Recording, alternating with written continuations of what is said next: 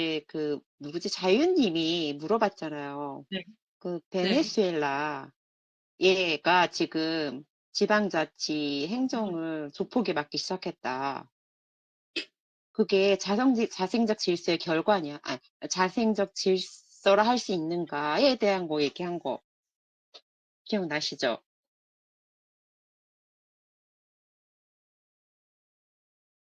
저 저는 중간에 그거 들었거든요. 아 그래요? 저 그거 생각해 봤는데 조폭이 행정을 맡게 된 게 자생적 질서로 거부한 결과 아닌가라는 생각이 들었어요.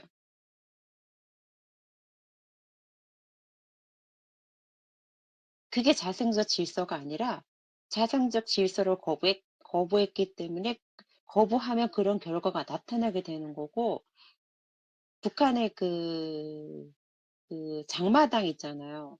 그것도 자생적 질서에 의한 어떤 자본주의 시장 경제가 거부됐기 때문에 그런 결과로 나타나는 거라는 생각이 좀 들었고 그리고 또 하나는 그 그러면 나라의 개입이 우리 마스크 얘기했을 때 국가의 개입이 어느 단계였을 때 어느 정도가 됐을 때 개입이 들어가야 할 것일까라는 부분을 아주 조금 생각을 해봤는데 시장에서 더 이상 대안이 없을 때 그럼 그 대안이 없을 때가 언젠데? 뭐 이렇게 물어본다면 이런 생각했어요. 제가 어제 말씀드린 것 중에 마스크 저는 그 당시 하고 다니지 않았었고 마스크를 구하려고 하지도 않았지만 제가 구하려고 했을 때는 마스크가 진짜 없었어요. 없는 게 아니라 이제 막 구하려면 줄 서고 막 이래야 되니까 그거 싫어 가지고 제가 인터넷을 통해서 구한 게 첫 마스크를 이제 구입했단 말이죠. 그것도 좀 기다려서 이제 구입을 하게 된 건데 내가 그 당시에 만약에 진짜 구사 마스크라든지 좋은 마스크를 구하려고 했으면 정말 구하긴 힘들었을 것 같아요. 그거는 막 줄을 서고 뭐 해 가지고 했겠죠. 그런데 그거 아니었더라도 제가 조금 더 내가 원하는 방식이 그러니까 내가 원하는 방식이라는 말은 내가 선택할 수 있는 선택이 있었다는 거죠. 이 말은 선택할 수 있다는 게 남아 있었다는 거죠. 그래서 내가 선택할 수 있던 거는 그냥 나는 인터넷에서 천 마스크를 사서 빨아서 그냥 쓸래. 귀찮으니까. 일회용 자꾸 사가지고 또 이거 하기 싫으니까. 그래서 선택한 게 나는 천 마스크를 산 거였거든요. 그러니까 이런 대안들이 있는 건 아직 시장이 살아있다는 거예요. 시장 속에서 우리가 대안을 찾을 수 있었다는 거죠. 그 당시에. 근데 그거가 지속됐으면 결국은 시장이 알아서 마스크를 더 생산해 냈을 거고 그럼 가격 조정이 돼서 정상 가격이 됐을 텐데 섣불리 정부가 자기의 어떤 우월감을 과시하려고 어떤 목적이 있었는지 모르지만 전 그렇게 봐요. 개입을 했기 때문에 마스크 가격이 더 폭등을 하고 더 힘들게 우리의 그 결과를 가져온 게 아닐까라는 생각을 그런 생각이 들더라고요. 오늘 이제 곰곰이 그거 어제 자생적 질서와 국가의 개입이 그럼 언제 들어가야 되지가 참 사실 어제 좀 여운이 남았거든요. 그게 아직 해결이 안 돼가지고 머릿속에 계속 남아 있었는데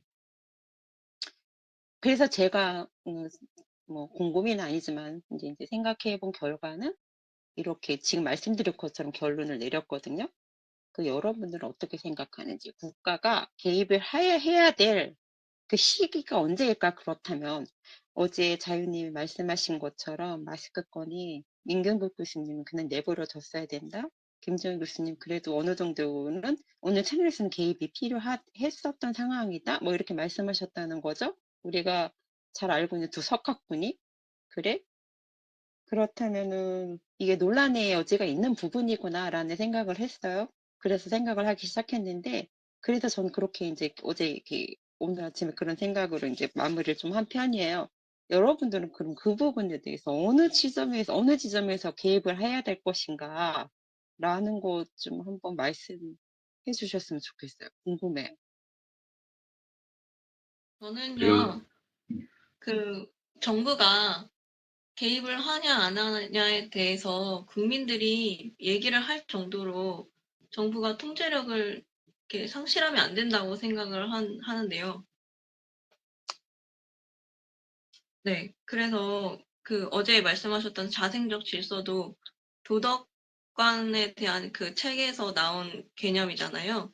어쨌든 자생적 질서와 도덕 사이의 관련성에 비추어 볼 때 결국은 경제 그 원리를 도덕적으로 국가도 수행해야 될 의무가 있다는 거죠. 자생적 질서가 살아날 수 있게 국가가 도와주고 진흥시켜야 될 의무가 있는데 만약에 그거를 하지 않고 뭐 마스크에 대해서도 정부가 그거에 대해서 그걸 경제적 자생 질서를 염두에 두고 하지 않는다면 아무래도 좀 도덕적인 면에서 경제가 살아나기 힘들지 않을까요? 도덕이 경제에 영향을 준다면.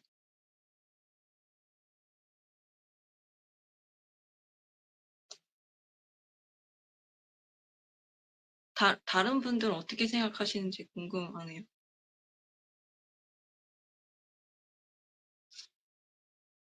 제가 어제 이 문제를 말씀을 드렸는데, 저도 답이 나오기가 쉽지 않은 부분이라서, 여러분들의 생각을 좀 듣고 싶어서 제가 그 이야기를 꺼냈던 부분이고요.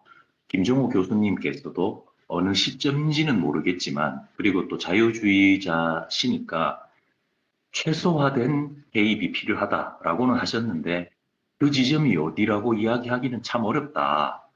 그러니까 뭐 도가도 비상도 이런 이야기를 하듯이 항상 적용할 수 있는 그런 어떤 뭐 법, 규칙 이런 게 있기가 상당히 힘들지 않습니까? 그래서 어떤 선을 정확하게 정하기는 어렵지만 이제 그 부분은 어렵다. 그러니까 이게 국정교과서 문제고 또 반대되는 차원에서 또 연계가 되는데, 제가 자꾸 문제 제기만 해서 뭐 혼란을 드리는지 생각할 거리를 드리는지 모르겠습니다만은, 국정교과서를 우파의 지식인들이 추진을 할 때는 도저히 현행 제도를 지속했을 경우에 무지개색으로 여러 가지 다양한 이제 역사책, 뭐 구서책 외에 여러 가지 다양한 교과서들이 나오고 시장에서 선택이 자유롭게 되리라고 생각을 했는데, 온통 좌파적인 책들만 나오고 그런 책들만 소비가 되는 상황이 되니까 도저히 안 되겠으니까 국정으로 하자라고 했는데, 그때 민경국 교수님은 결사반대하셔가지고 욕을 많이 먹으셨다고 들었습니다. 그러니까 이거는 도저히 안 되는 차원이기 때문에 해야 된다라고 하니까 민규국 교수님은 있을 수가 없는 일이다. 그러면 반대 입장이 됐을 때는 어떻게 될 거냐. 지금 이제 정권이 넘어가면서 그렇게 됐는데, 그 지점을 정확하게 이야기하기는 정말 어려운 부분인 것 같습니다. 맞아요. 저도 국정교과서 얘기도 같은 선상이라 그 얘기도 하고, 마침 연결해서 하고 싶었던 얘기인데, 그건 있어요. 위기 상황일 때, 우리가 무조건적인 어느 상황에서도 자유방임이라는 것에 대한 무조건적인 고집이, 하이에크가 그런 얘기를 했거든요. 무조건적인 자유방임에 대한 그 맹신과 끝까지 추종만큼 자유주의에 위해를 가한 것은 없다, 이런 얘기를 하거든요.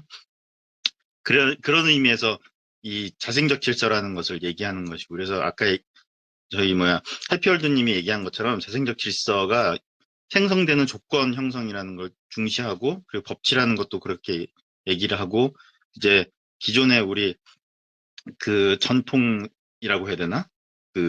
그런 것들, 사회적인 어떤 합의사항 같은 것들에 대한 준수, 이런 것들을 이제 많이 얘기하게 된 건데요. 근데 이제 문제는 위기 상황일 때, 정말로 아일랜드 대기근 때처럼 위기 상황이 온다거나 또 전쟁 상황이 벌어진다거나 할 때, 그러면 어느 정도까지 개입을 할 것이냐의 문제가 벌어지거든요. 두 가지가 있어요. 정말 이게 진짜 위기 상황이냐. 그 위기 상황은 국가가 선언하는 거거든요. 국가는 위기 상황이라고 선포하면 그때는 자기 권력을 막 마음껏 할 수 있게 되잖아요. 그러니까는 이게 위기 상황인지를 자기 스스로 판단할 수 있는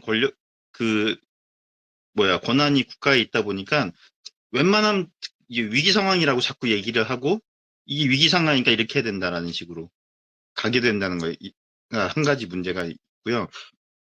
또 한 가지 그 우리가 유념할 거는 우리가 항상 책들을 보면 어떤 개입은 더 큰 개입, 어떤 개입은 결국에는 잠깐은 기존의 어떤 그 패턴 덕분에 기존의 자유시장의 패턴이나 그 자생적 질서의 패턴 때문에 개입은 초반에 굉장히 효율적으로 돌아가는 것처럼 보이지만 결국에는 지식의 문제 때문에 개입은 망가지게 안 좋은 결과를 낳게 된다. 그래서 한 번 개입이 들어가면 그것을 보강하기 위해서 더 추가된 개입을, 그래서 더 높은 개입을 부르게 된다는 얘기를 하잖아요. 그래서 개입을 할 때 하더라도, 위기 상황에 개입을 할 때 하더라도, 이 개입이 지속된다면 문제가 생기고, 개입은 더 큰 개입을 부를 수 있다는 것을 알기만 한다면, 그 정도의 개념들을 우리 시민들이나 뭐 유권자들이 알기만 한다면, 이제 위기 상황이 선포돼서 무언가가 이루어졌어도 거기에 대한 자꾸 다시 이게 지속되면 문제가 있다는 걸 계속 주장하고 다시 또 방향을 그쪽으로 선회할 수 있지 않을까? 뭐 저는 그 정도의 현재로서는 그 정도 생각까지는 좀 들더라고요.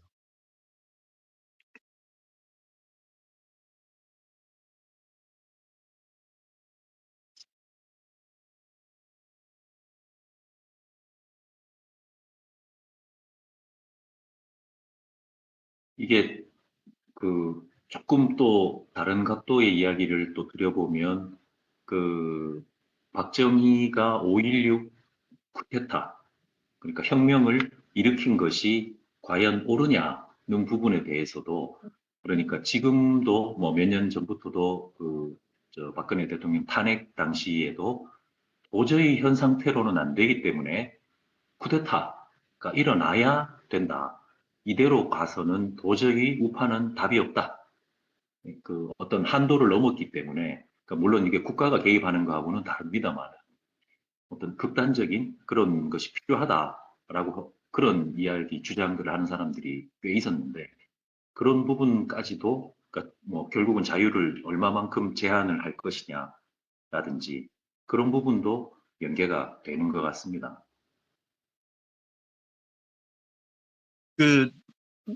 맞아요. 근데 거기에 대해서도 이제 여러 가지 국정교과서 문제도 좀 그 연선상이긴 한데요. 그럼 과연 위기라는 것을 선언하고 그것을 하는 게 국가가 아닌 사람들이 이걸 위기라고 판단하고 무언가를 이제 하거나 그럴 때 이게 과연 어떤 문제를 일으킬 것인가. 분명히 그런 혼란을 일으키고 사회 불안 요소들이 많이 생기잖아요. 그래서 그럴 때 빚어지는 문제를 생각해 보면 과연 이거는 그 위기 상황이라는 것의 판단, 선언의 주체가 국가가 아닐 때 발생할 수 있는 어떤 문제라는 것도 좀 저희가 있고, 그래서 아무튼 우리 자유주의자들이 바라보는 시각에 어떤 그 한계라는 건 좀 있는 것 같아요. 우리는 어떤 주어진 여건에서 이제 개인의 선택권이라든가 자유라는 것을 계속 추구하는 사람이지, 어떤 전체 권력 체계를 확 뒤바꿔서 무언가를 새로 건설하거나 그런 것에 대해서는 항상 좀 우려심을 갖기 쉬운 사람들이라, 그런 것 때문에 어찌 보면 주어진 여건에서 타협하는 경향들이 좀 생기는 면도 좀 있다는 생각도 들고요. 그래서 그 부분 정말 고민해야 될 지점이고, 다만 자유주의를 추구하는 사람들 내에서도 굉장히 다양한 주장은 있을 수 있다. 정치적인 문제를 해결하는 방식, 그리고 정치에 대한 입장, 그리고 구체적인 어떤 우리 동성애 문제라든지 이런 좀 판단에 관여되는 문제에 있어서는 되게 서로 각자 다른 의견은 있을 수 있다. 하지만 이제 자유주의라고 하는 큰 그릇 내에서 공유하는 그 가치는 이제 좀 더 다른 개인주의의 가치라는 것을 공유하는 것이 보이지, 세부적인 거에서는 다양하게 방식을 좀 생각해 볼 수 있고, 저는 저기에서 대해서도 박정희 5.16 쿠데타에 대해서도 일관된 자유주의자들이 똑같은 생각을 이나 똑같은 그 저희 저기를 주장하는 건 그게 꼭 올바르다고 보진 않아요. 각자 다르게 판단하고 얘기할 수 있다고 저는 보는 편이에요. 그 정도 생각이 있어요.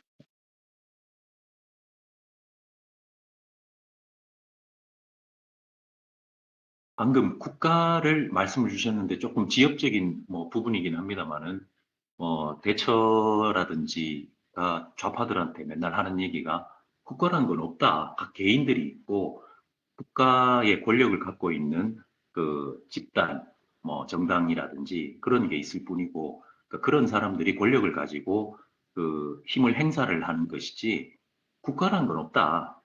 각각은 다 개인이다. 집단이라는 건 없다. 그런 이야기를 했었는데 그 부분이 생각이 나서 잠시 말씀을 드립니다.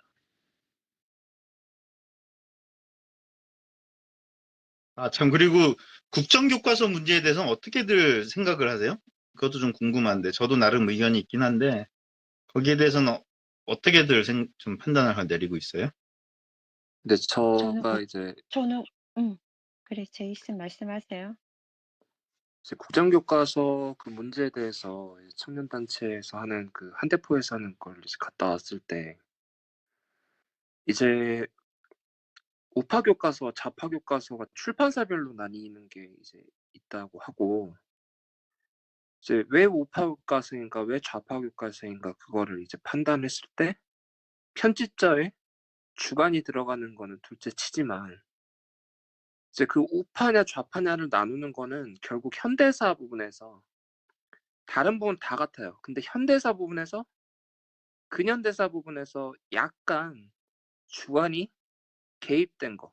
그러니까 어느 중요한 부분을 많이 다뤄야 되는데 굳이 삭제를 한다거나 짧게 다룬다거나 왜곡을 시킨다거나 이제 그렇게 하는 편집진들이 많대요. 근데 국정교과서라는 거는 그러니까 한국사가 되기 전에 국사책도 마찬가지로 국정교과서였음에도 불구하고 다른 이제 정권에 들어서서 이제 한국사를 이제 각 출판사가 출판할 수 있도록 그러니까 역사학자 같은 이제 그 사람들이 집필을 하면 그 사람들이 결국 돈을 받는 거잖아요. 그러니까 사실 국정교과서는 이제 김대중 정부 때도 뭐 그렇게 국정교과서 좀 배운 걸로 이제 기억을 하는데 이제 이명박 때까지요.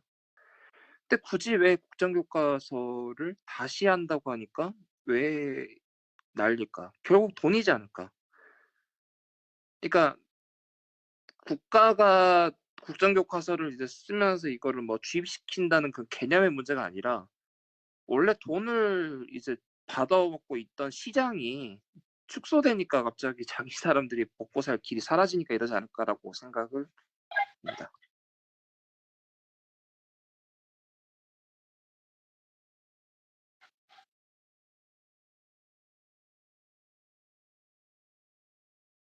그, 제이슨님 그러면 국정교과서의 방식이 그때는 필요했다고 보시는 거예요? 그때는 언제죠? 어? 그때라면은 예전에 근데 처음 추진할 국정교과서 때. 했을 때요? 네.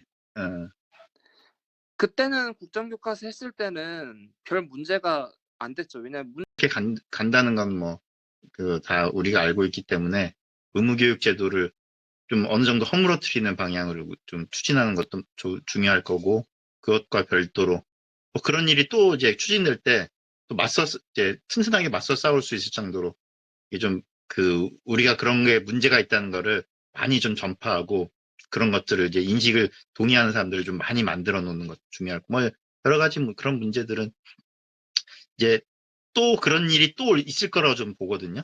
그런 근데 비슷한 그때는 문제. 그 이렇처럼 우리처럼 문제를 인식하는 사람들이 자발적으로 역사 교과서를 뭐 국정을 해야 된다 아니면 우파 교과서를 만들어야 돼서 그걸 해야 된다고 할까 추진을 할까 그런 방식으로 추진이 될까요? 아니면은 박근혜 대통령이 했었던 방식으로 나라에서 국정교과서를 해야 된다라는 만들어야겠다라는 식으로 추진이 될까요? 그건 모르죠. 그 당시 상황 어떤 상황인지에 따라서 결정이 되는 건데, 다만 음. 저는 이제 그건 되게 좋은 취지였다고 봐요. 왜냐하면 워낙에 다 똑같이 좌익들의 주장만 있으니까. 그렇죠. 다른 시각의 주장을 담은 책이 너무 없으니까 그런 거 한 권쯤은 나와야 된다는 그런 거는 저는 뭐 미제스도 뭐 그렇게 얘기를 하는 것이고, 그러니까 근데 이제 거기 되도록이면 조금 더 많은 학교에서 그걸 받아들일 수 있게 공정하게 치우친 사람이 좀 나름 이렇게 뽑아서 이렇게 그런 거에 어느 정도 교육부에서 관여를 했다고 하는 건 그것도 뭐 나는 뭐 그럴 수 있다. 근데 이제 다만 그 당시에 그런 방법을 택한 게 오히려 어떻게 안 좋게 결과를 낳은 거에 대해서는 한번 원인 분석을 좀 해보고 이제 뭔가를 좀 베이스를 많이 좀 쌓아놔야 된다. 또 이런 싸움 곧 다시 벌어질 거라 이제 그런 거에 대한 실패 원인 그리고 영향에 대한 건 좀 자꾸 한번 되새겨 봐야 된다는 생각을 좀 하는 거예요. 그 네, 모리님이 이제 구체적인 부분 한번 발대, 말씀드리는 것도 좋을 것 같습니다.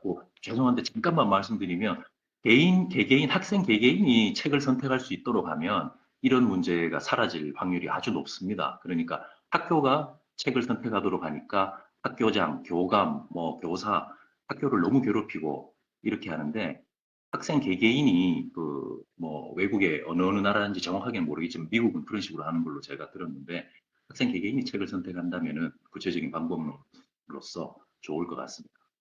맞아요. 그 의무교육 제도를 좀 어느 정도 허물어뜨릴 필요가 있다고 봐요, 저는. 예. 부모들이 교육 선택권이 강해지는 방향으로 좀 더 그런 것들이 먼저 선행돼야 좀 된다고 좀 보는 편이에요, 저도. 그러기 위해서는 지금 전체적으로 교육세를 걷어서 분배하는 시기거든요. 교육이 지방자치 쪽으로 더 분권화될 필요가 있다. 원래 교육은 지방자치단체의 권한이거든요, 교육은. 근데 지금은 중앙에서 교육세를 쫙 걷어서 각 지역별로 대충 나눠주는 시기예요. 그러니까 국가에서 관여할 수밖에, 정부가 어떻게 생각하느냐에 따라서 전국의 교육 과정이 영향을 받을 수밖에 없는 건데, 이거는 좀 더 지방이 알아서 그걸 해결할 수 있게 교육세에 관한 권한을 좀 이렇게 지방분권화로 더 만들어 놓고, 그렇게 되면 이제 국가의 의무교육 제도라는 것들이 어느 정도 허물어지지 않을까, 뭐 그런 여러 가지 뭐 저는 좀 생각은 좀 있어요. 근데 그 문제는 이제 좀 앞으로 얘기를 좀 우리가 하면서 우리가 인원이 더 많이 같은 생각을 가진 사람들이 많이 모이면 그런 대안 같은 것들을 좀 많이 만들어보고 제시해보고 할 수도 있지 않을까. 뭐 그 정도 생각은 있어요. 네, 앞으로 날 잡아가지고 국정교과서에 대해서 한번 주제를 잡아서 토론 네. 시간을 가져보는 것도 좋겠네요. 선영님이 들어오셨으면 참 좋은 얘기 많이 나왔을 텐데. 예. 아무튼 뭐 빨리 이제 진행하죠. 죄송해요. 너무 얘기가 길어졌어요. 네. 시작할 텐데, 1장 눈꽃님 해주세요.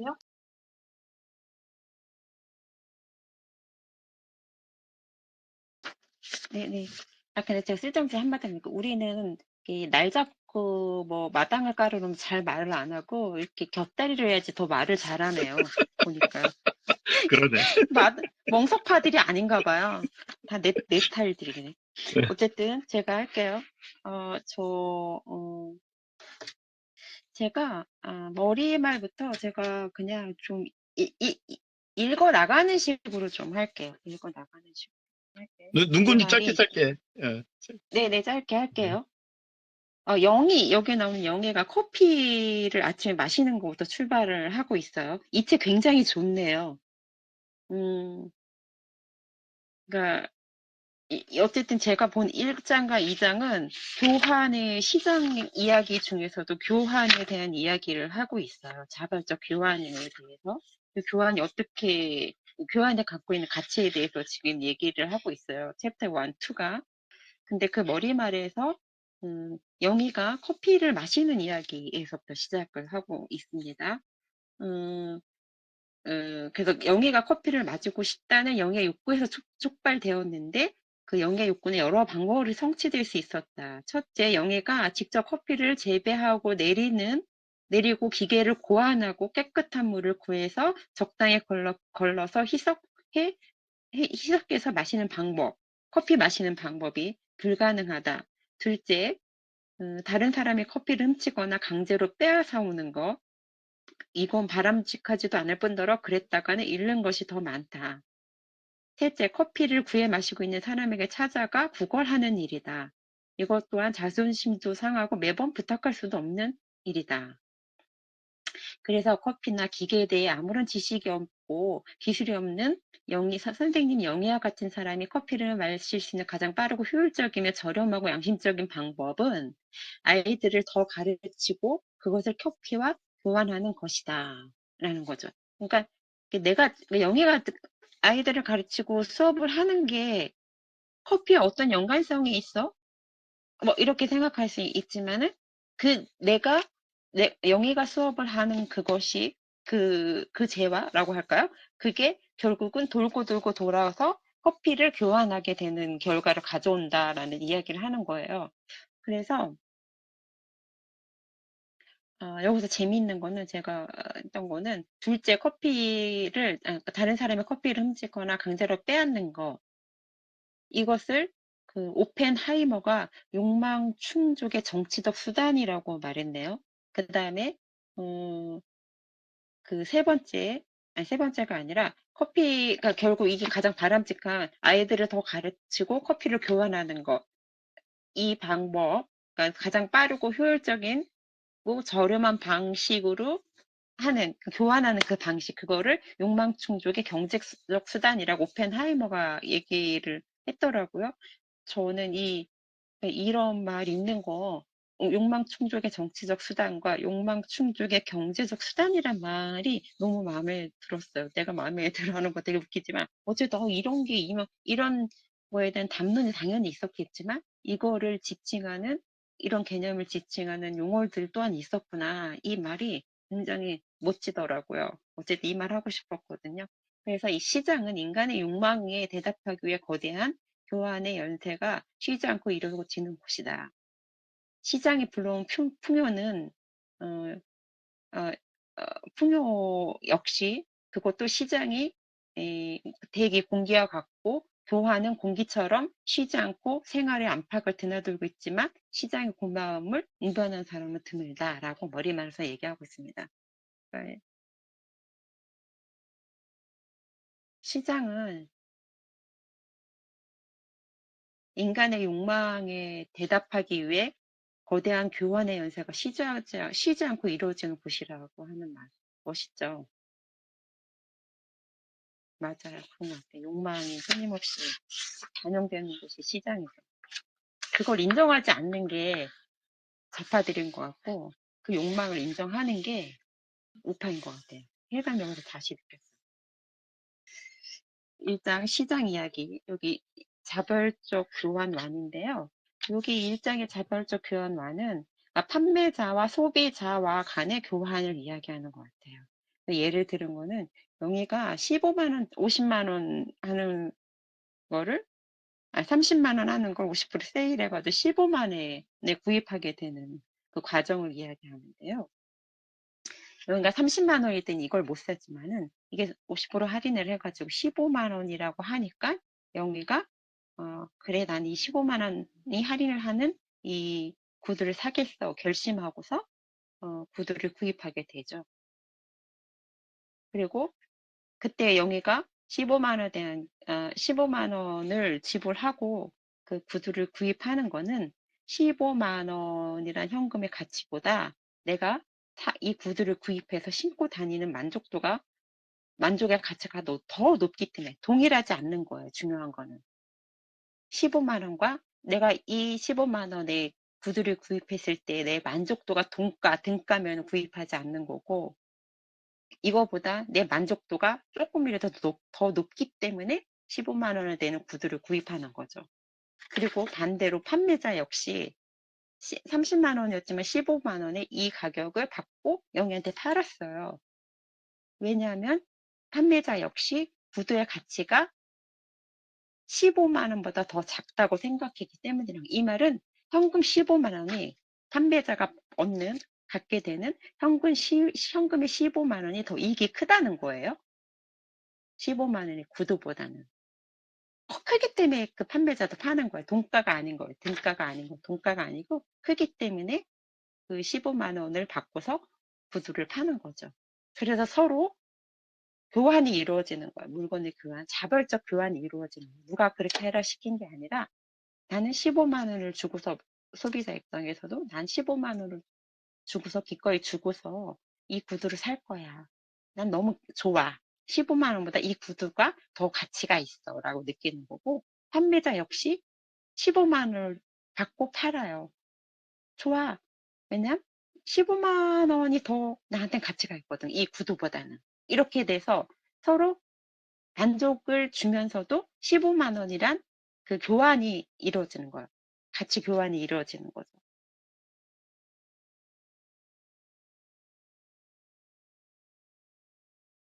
이렇게 이게 나오지만 이 둘은 15만 원의 그 가치를 갖고 구두를 교환을 했고 그 구두를 교환함으로써 여기서 중요한 건 공정한 거래가 성사되었다 이렇게 얘기를 해요.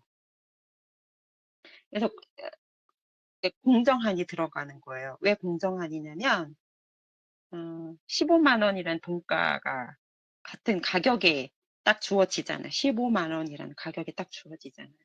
그렇지만 그게 누구한테도 만족도가 적거나 손해를 봤다는 느낌이 전혀 들지 않는 구두를 가진 사람도 굉장히 내가 15만 원 가치보다 이 구두의 가치가 더 좋다라고 이익이 더 많아라고 생각하는 거. 그다음에 구두를 15만 원에 팔고 현금을 받은 판매자도 내가 15만 원이 이 구두보다 훨씬 더 가치가 많아. 15만 원 똑같은 돈까지만은 사람들이 갖는 가치는 얘보다 더 많은 거예요. 둘 다 갖는 게. 그러니까 15만 원이란 공정함 속에서 서로 이익과 만족도는 큰 거죠. 같이. 서로 윈윈이 되는 거예요. 이게 공정한 거래가 되는 거죠. 저는 여기에서 무슨 생각을 했냐면 얼마 전에 유승민이 팬앤마이크에서 그 정규재 주피라고 그 인터뷰 하는 데 있어서 유승민이 왜 우파는 공정함과 평등함을 얘기하면 안 되냐라는 말을 하더라고요. 그때 저는 정말 유승민이 진짜 무식하구나라는 걸 무식한 저도 느꼈어요. 그러니까 공정이랑 평등은 말로 해서 되는 게 아니고 어떤 결과로서 이루어지는 게 아니라 여기 지금 이렇게 15만 원짜리 구두를 갖고서 서로 교환을 해서 공정한 거래를 했어요. 교환을 해서 똑같은 15만 원을 갖고 각각 판매자의 소비자가 만족을 걷고 이익감을 가졌을 때 이럴 때 이게 공정한 거래가 서로 이루어지는 거. 이 속에서 공정함이 이루어지는 건데 유승민이 무슨 자유시장이나 뭐 이런 쪽은 전혀 그런 게 없는 것처럼 얘기를 하는 거에 굉장히 놀랐거든요. 그 생각이 나더라고요. 이렇게 이거 읽으면서. 근데 여기 이제 뒷페이지 끝난 마무리에 굉장히 뭔가 재밌는 거, 아이러니, 파라독스 이런 느낌이 뭐냐면은 신통하게도 같은 가치의 물품들의 교체를 통해 분명 즐거워졌는데 그것은 교환이 불공정했다는 것을 의미한다. 무슨 말씀인지 아시지? 교환이 불공정하기 때문에 사는 거거든요. 그쵸? 그러니까 15만 원에 15만 원, 구두 15만 원 주고 샀지만 15만 원보다 나는 이 구두가 더 가치가 있는 거고 15만 원을 팔았지만 현금이 나는 더 가치가 있는 거예요. 판매자한테는. 이게 서로 불공정하기 때문에 그러니까 한쪽이 더 이익이 많다고 이익이 있다고 생각하는 그 불공정인 거예요. 여기서는. 그렇기 때문에 그래야만 판매가 이루어져 교환이 이루어지는 거. 각자한테는 내가 더 이익이다라는 어떤 착각 비슷한 실제 각 물건에 비해서 그런 불공정이 있기 때문에 이익감이 있기 때문에 이 거래가 성사되는 거거든요. 그것은 그 교환이 불공정했다는 것을 의미한다. 어떤 의미에서 이 교환을 풀면 불공정했는데 왜냐하면 그 교환이 둘 다에게 이익을 주기 때문이다. 그렇기 때문에 둘 다에게 이익을 주고 만족감을 주고 같은 가격 선에서 그렇기 때문에 이건 공정한 거래가 되고 서로에게 만족감을 주는 행복한 거래인 거죠. 이게 시장인 거예요. 이게 누구에 의해서 이루어지는 게 아니라 자발적인 교환에 의해서 이루어진다는 거죠. 이게 일종의 자산적 질서의 한 부분이 될 수 있는 거겠죠.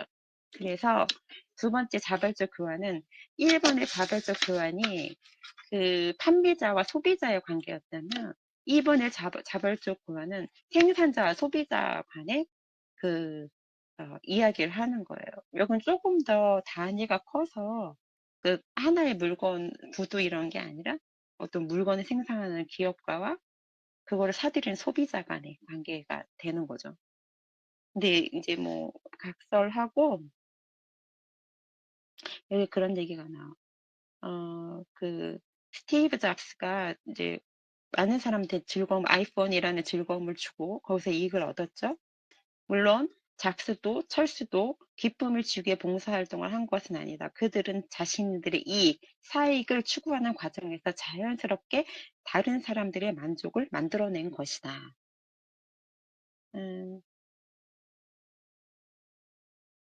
그러니까 이 과정이 이 뭐라고 할까? 스티브 잡스 같은 기업가들 어제 종교적 주필이 그 뭐지? 그 이것이 진짜 공부단가? 뭐 그거 말씀하실 때 그 록펠러 얘기를 했는데 그런 사업가들이 하는 그 사업, 그 기름값을 뭐 독점에 의해서 기름값이 폭 내려가게 된 결과를 낸 거, 이런 것들이 그들이 이익을 추구하고 사익을 추구하는 과정에서 이루어진 거지만 결국 그것이 우리 일반 사람들한테는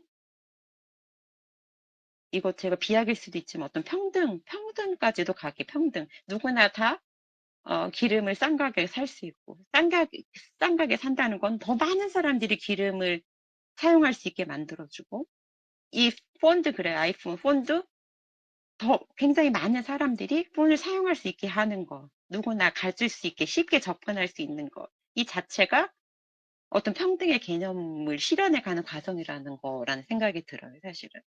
그러니까 유승민이 말한 왜 우파는 자유만 이야기하고 평등이나 공정에 대해서 얘기하면 안 되냐라는 말이 얼마나 말도 안 되는 말인가라는 거.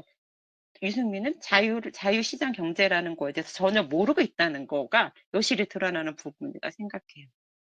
그래서 어쨌든 그 유승민이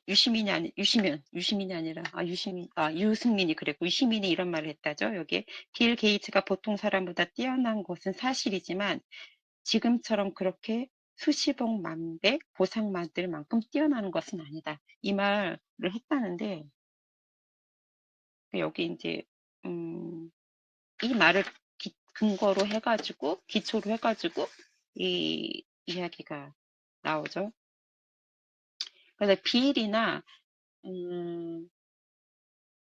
여기서 빌 게이츠나 호킹 박사 둘을 예를 들어요.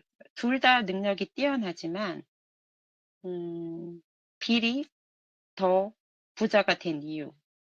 그러니까 그거는 그 능력과 어떤 부자가 되는 상관관계를 갖는 게 아니라는 거, 비교 대상이 아니라는 거죠.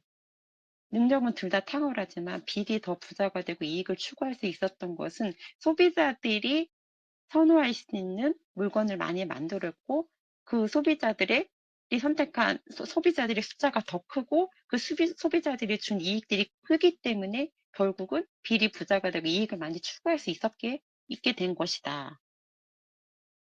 라는 거죠. 그러니까 호킹 박사나 빌이나 능력은 거의 뭐 다 그 띠아들한테 더 다가설 수 있는 물건을 만든다, 안 만든다라는 어떤 그 차이라는 거지. 결국 그건 능력이 주는 그거는 아니라는, 그 능력 그 자체가 주는 건 아니다. 라는 이야기를 여기서 하고 있어요.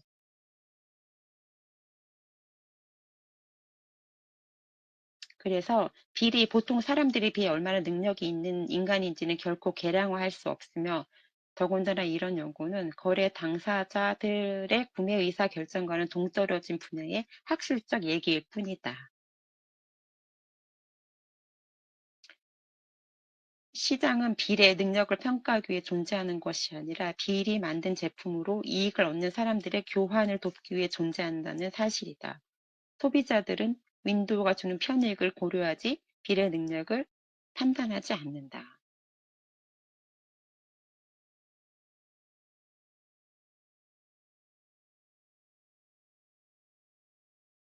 그러니까 그 유시민 역시 MS 윈도우 시스템을 사용함으로써 비례 보물공장 이익에 일조하고 있었다. 오르막이 있으면 내리막 없고 밀물이 있으면 썰물이고 양지가 있으면 음지도 있고 누군가 이익을 보면 반드시 손해를 보고 있을 것이라는 막연한 생각들이 있다. 거래는 그렇지 않다. 거래는 둘 다에게 기쁨을 안겨주는 위인인 게임이다. 자발적 교환을 통한 양자 모두의 이익. 이것이 바로 북부론 정권을 흐르는 아담 스미스의 통찰이 바로 이것이다. 라고 끝을 내고 있습니다.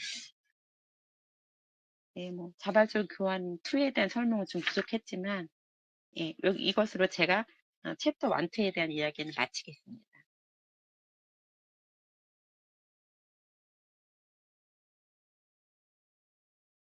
근데 이 책 참 좋네요.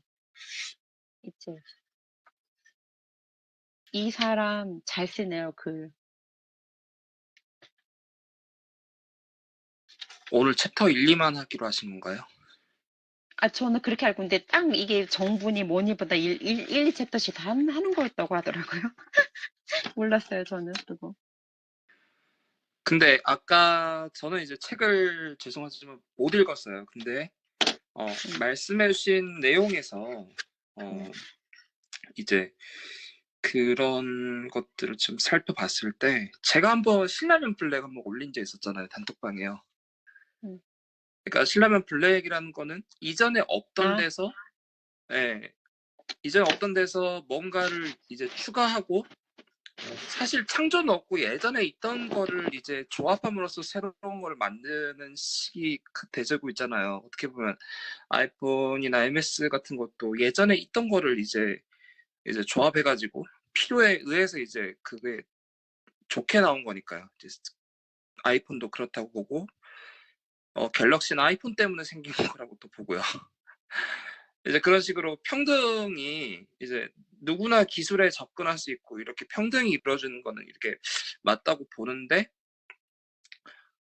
그런 인식이 있는 거죠. 이제 아까 신라면 블랙 얘기를 꺼냈던 게 신라면 블랙은 신라면이랑 다르대요. 근데 다른 게 뭐 사골 육수, 뭐 설렁탕 스프가 들어가서 조금 다르다. 근데 오마이뉴스에서는 이거를 생본을 보니까 그렇게 큰 차이도 없었는데 100원을 받았더라. 이러면서 이게 부당이익이다. 어떻게 성분이 별로 그렇게 다르지도 않은데 이거를 소비하면서도 사람들이 만족한 걸 생각하지 않고 그냥 그런 거죠. 계속 가격이 다르고 뭔가 그거를 소비하게 놔두는 거를 막 부당하게 생각하는 거니까. 그러니까 그런 식으로 그런 사람들이 결국 좌파라고 이렇게 불리지 않을까 생각을 하게 됐습니다. 맞아요. 저도 그때 블랙 신라면 올려주셨을 때 세상 한번 옛날에 논란이 있었었잖아요, 그게. 근데 그때 올려줬을 때 그때 그게 결론이 났다는 이야기인 거죠? 이제 결론은 뭐 그때 과징금을 맞았다 했을 거예요. 그게 그때 설렁탕에 그날 올려주신 그날 그때 판결이 났다는 얘기죠? 판결이요?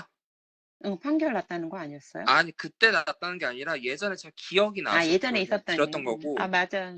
예전에 그 있었다니. 과징금을 맞은 건 설렁탕 한 그릇에 영양을 넣었다라고 써진 문구가 과대 광고라고 해서 이제 그게 과징금을 먹었다더라고요. 그러니까 그치. 웃긴 거지. 사실 뭐 그런 문구가 중요한 것도 아니고 그냥 맛이 다른 거를 좀 100원 올려고 팔았을 뿐인데 이제 MS나 뭐 아이폰 같은 거는 조금 고수준의 그런 소비라고 했을 때 라면 같은 거는 정말로 그냥 눈 뜨고 쳐다보지도 못한다는 거예요. 그냥 그 사람들이 워낙에 실생활이 있다 보니까요. 같은 개념이죠. 같은 개념이네요. 지금 오늘 얘기한 거랑.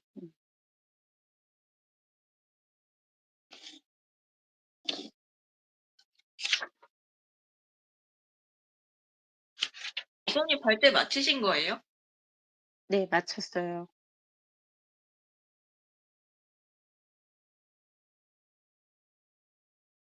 감사합니다. 맞췄어요. 너무 응. 설명을 잘 해주셔서. 아, 짧게 해야 되고, 더 이상 할 것도 없어요, 이제. 나 이제 한계 왔어요. 여기서 그러면 끝, 나의 한계. 나중에 제가 질문 좀 드릴게요. 네. 응. 그럼 대답은 딴 저 분들이 먼저, 해줄 거예요. 저 빨리 발제할까요? 저도. 네. 저는 2장 정부 이야기랑 그냥 3, 4장까지 제가 그냥 빨리 발제를 해볼게요. 네. 처음에 2장 정부 이야기에서 1챕터랑 2챕터는 가격에 관한 내용이에요. 가격에 대한 설명을 해주고 가격에 간섭하는 정부에 대해서 정부 얘기를 하고 있는데요. 이제 가격은 지휘자라고 표현을 합니다. 왜냐면 가격은 이제 신호의 역할을 한다는 거죠.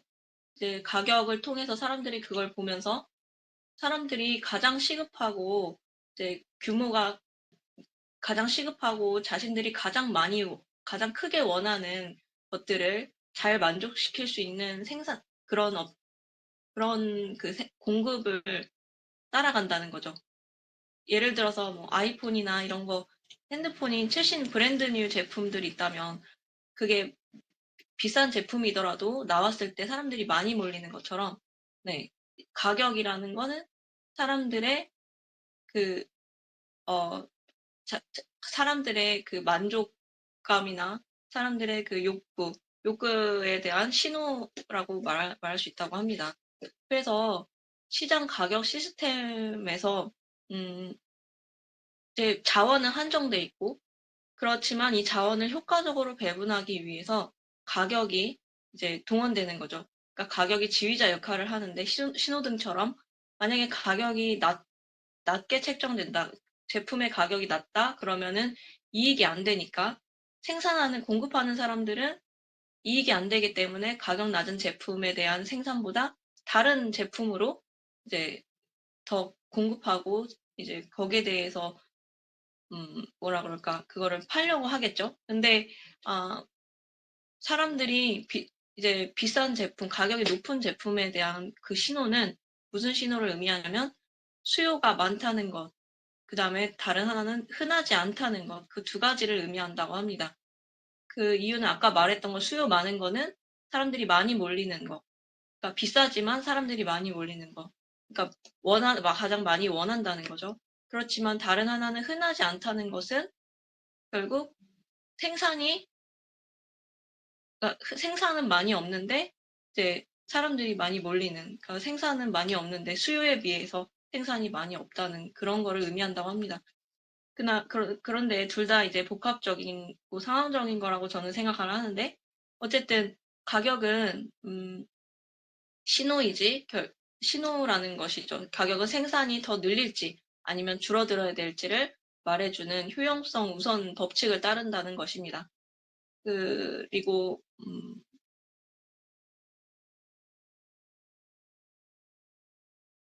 3장 자유를 보시면 자유는 뭐 그냥 얻을 수 없다고 얘기합니다. 만약에 새가 날기까지 새가 날기까지 처음에 새끼에서 뭐 둥지를 트고 그 먹이를 가져다 주고 나중에 날개를 달고 날아가기까지 날아가는 그냥 자유는 없다는 거죠.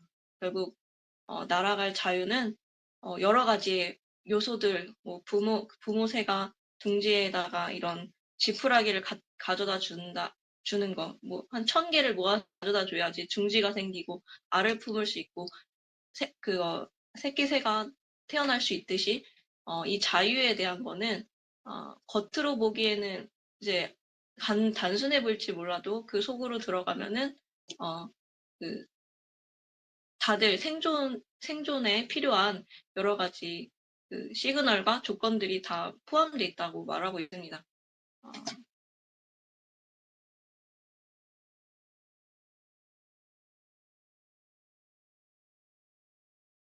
그리고 4장 진보 이야기는요. 사장의 좌파 이야기에서 1챕터, 2챕터는 진보라는 말에 대해서 이야기를 하고 있습니다. 진보와 강남 좌파라고 이야기를 하고 있는데요. 진보의 저는 여기서 이 진보라는 거에 대해서 책에서 저자가 어떻게 말을 하냐면 진보라는 개념은 애초부터 없었다는 것입니다. 왜냐하면 진보는 사람들이 이제 자신들이 행동을 기대하는 어떤 인간의 의식적인 운동인데 이건 모든 사람에게 이런 진보적인 성향이 다 있는 것인데 이거를 따로 진보라고 정하고 또 따로 보수라고 정한다는 거는 여기서 맞지 않다고 얘기를 하고 있는 것 같습니다. 그래서 한국 사회에서 진보라는 말은 목표나 수단에 있어서 모두 온당치 않다라고 이야기합니다. 네, 그리고 강남 좌파에서는 결국 이런 진보에 대한 이해가 우리나라는 아직 그러니까 한쪽으로 편향돼 있다면은 강남 좌파라는 이 이야기에서는 강남에서 사는 사람들은 부자인데 좌파라는 그 계급적인 시각으로 세상을 바라보는 사람들이라고 하고 있습니다. 그래서 좌파가 부자가 될 수가 없는데 이게 어떻게 강남에 있는 부자와 좌파라는 그 개념이 어떻게 함께 돼 있는지 그거 자체가 모순이다. 이렇게 설명하고 있습니다. 네. 여기까지 발제가 모두 마쳤는데 3장 자유 이야기가 조금 여기는 조금 어려운 그 이론 이야기가 많이 나오더라고요. 예를 들어서 뭐 로크에 대한 자연권 이야기도 나오고 로크 노직에 대한 이야기도 나오는데 여기는 읽어보셔야지 조금 이해가 쉬울 것 같습니다. 네, 여기까지 하겠습니다.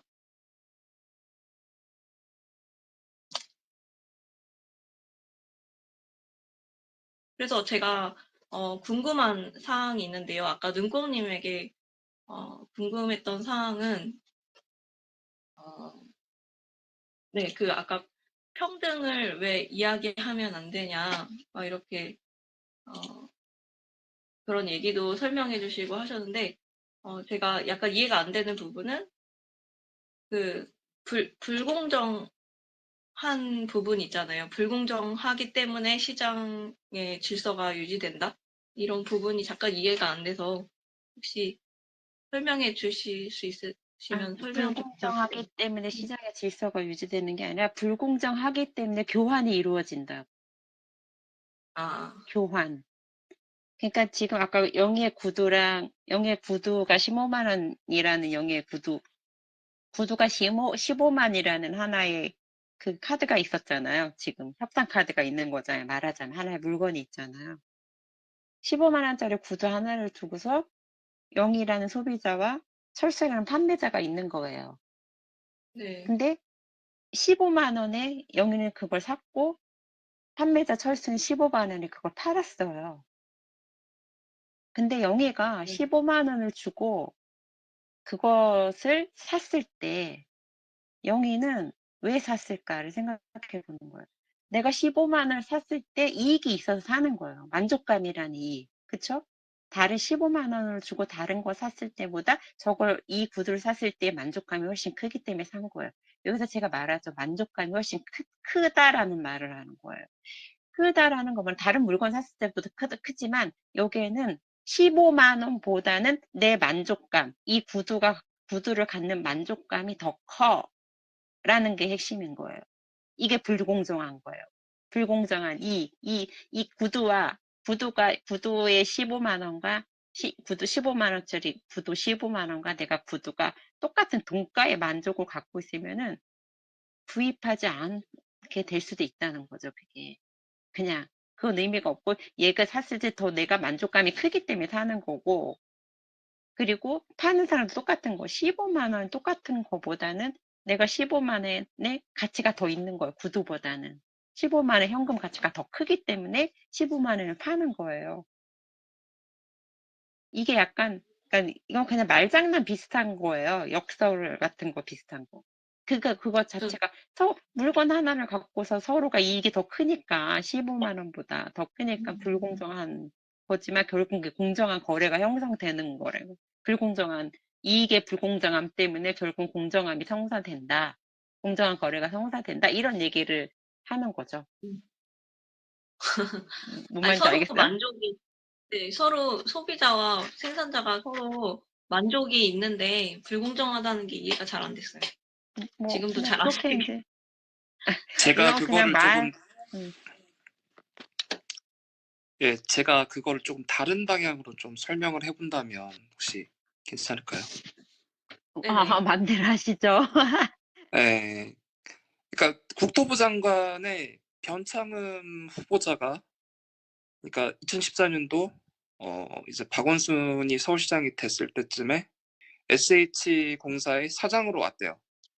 근데 이제 그 사람이 했던 말 중에 이제 다른 문제보다는 강남 과자를 가져오라는, 그러니까 회의 시간에 강남 과자라는 걸 가져오라는 이제 그런 거를 직원들한테 시켰다는 거예요. 그러니까 불공정하기 때문에 교환이 이루어진다. 그러니까 예를 들어서 그 사람이 보통의 과자가 입맛에 맞았으면은 그거를 소비하겠지만 그 사람은 뭔가 특별한 거를 자기가 소비해야 편익이 생기는 거예요. 그 자기가 만족스럽고. 그렇기 때문에 그러니까 우리가 어떤 과자를 사 먹으려고 하는데 편의점에서 이거 하나 사면 1,000원 하는데 어디 광화문 어디에 이제 팝업 스토어로 있는 과자는 한 2만 원 한다는 거예요. 예를 들어서요. 그러면은 이건 뭐가 다를까? 하지만서도 사람들 그냥 산다는 거죠. 그러니까 만족하는 정도가 다를 수 있으니까요. 그게 숫자에 의해서 만족이 되든 어쩌든 간에. 그러면 제가 다시 한번 제시하는 거는 그러니까 계급적으로 뭔가 사고가 된다는 거잖아요. 강남 좌파라는 말이 있다면, 그러니까 서로가 계급적으로 그런 게 있는데 그래도 나는 부족하다. 뭔가 더 다른 세계에 있으면서도 거기서도 뭔가 평등을 이렇게 바라는 건가? 뭐 이런 쪽으로 생각이 들기도 합니다. 좀 어떻게 생각하시나요? 네. 시장거래의 본질은 불공정이에요. 그래서 그 유승민이 얘기한 우리 우파 자본주의가 공정을 얘기하는 게 우리도 얘기할 수 있다라고 얘기하는 것 자체는 시장 자체를 부정하는 거예요, 사실은. 왜냐하면 불공정이라는 걸 한번 생각해 볼까요? 그 둘 다 똑같이 그 만족감을 느끼는 거래는 있을 수 없어요. 똑같은 한 물건조차도 거래하는 그 어떤 물건조차도 각자가 느끼는 만족감이라는 게 다 다르기도 하고 이게 나를 얼마나 만족시킬지도 수치로 알 수가 없어요. 모든 거래는 불공정일 수밖에 없어요. 불공정이라는 걸 그리고 또 내가 상대보다 이득을 본다는 마음가짐, 그러니까 상대와 나와의 거래가 뭔가 내가 더 이득을 본다는 마음이 생기기 때문에 또 교환이라는 게 생긴 거거든요. 그러니까 이제 그 말장난일 수도 있는데 굉장히 불공정이라는 것 자체의 속성이 이 시장이라는 걸 만들어낸다라는 거 이제 그래서 공정이란 그 명칭에 집착을 그냥 하지 말아야 된다. 뭐 그 얘기죠. 뭐. 뭐 잘 설명해 주셨는데 여기서 이야기하는 공정하다라는 것은 돈가로 등가의 교환이 이루어지는 것은 아니다. 그렇게 이해하시면 될 것 같습니다. 그 마지막에 보시면 만약에 이게 교환하는 것만으로 해도 서로 간에 돈가에 계속 어떤 그 좋은 효용이 생긴다고 하면 계속 그렇게 하면 그냥 황홀경에 빠질 거 아니냐. 이런 이야기가 있는데 그 공을 한다 이렇게 생각을 하시면 될 것 같습니다. 맞아요. 제가 옷을 하나 샀어요. 인터넷으로 5만 원짜리를. 여기 설명 나왔지만. 근데 딱 봤어요. 약간 고민을 해요. 환불할까 말까. 근데 환불 안 하기로 결정을 해요. 그 마음속에 그 과정은 그거죠. 어, 5만 원, 그러니까 내가 환불을 하면, 만약에 무료 환불이란 전제하에 환불을 하면 5만 원, 내가 5만 원 준 현금을 다시 그냥 내가 받을 수 있어요. 똑같이 5만 원을. 근데 환불을 굳이 안 하면 안 하는 내 마음은 뭘까요?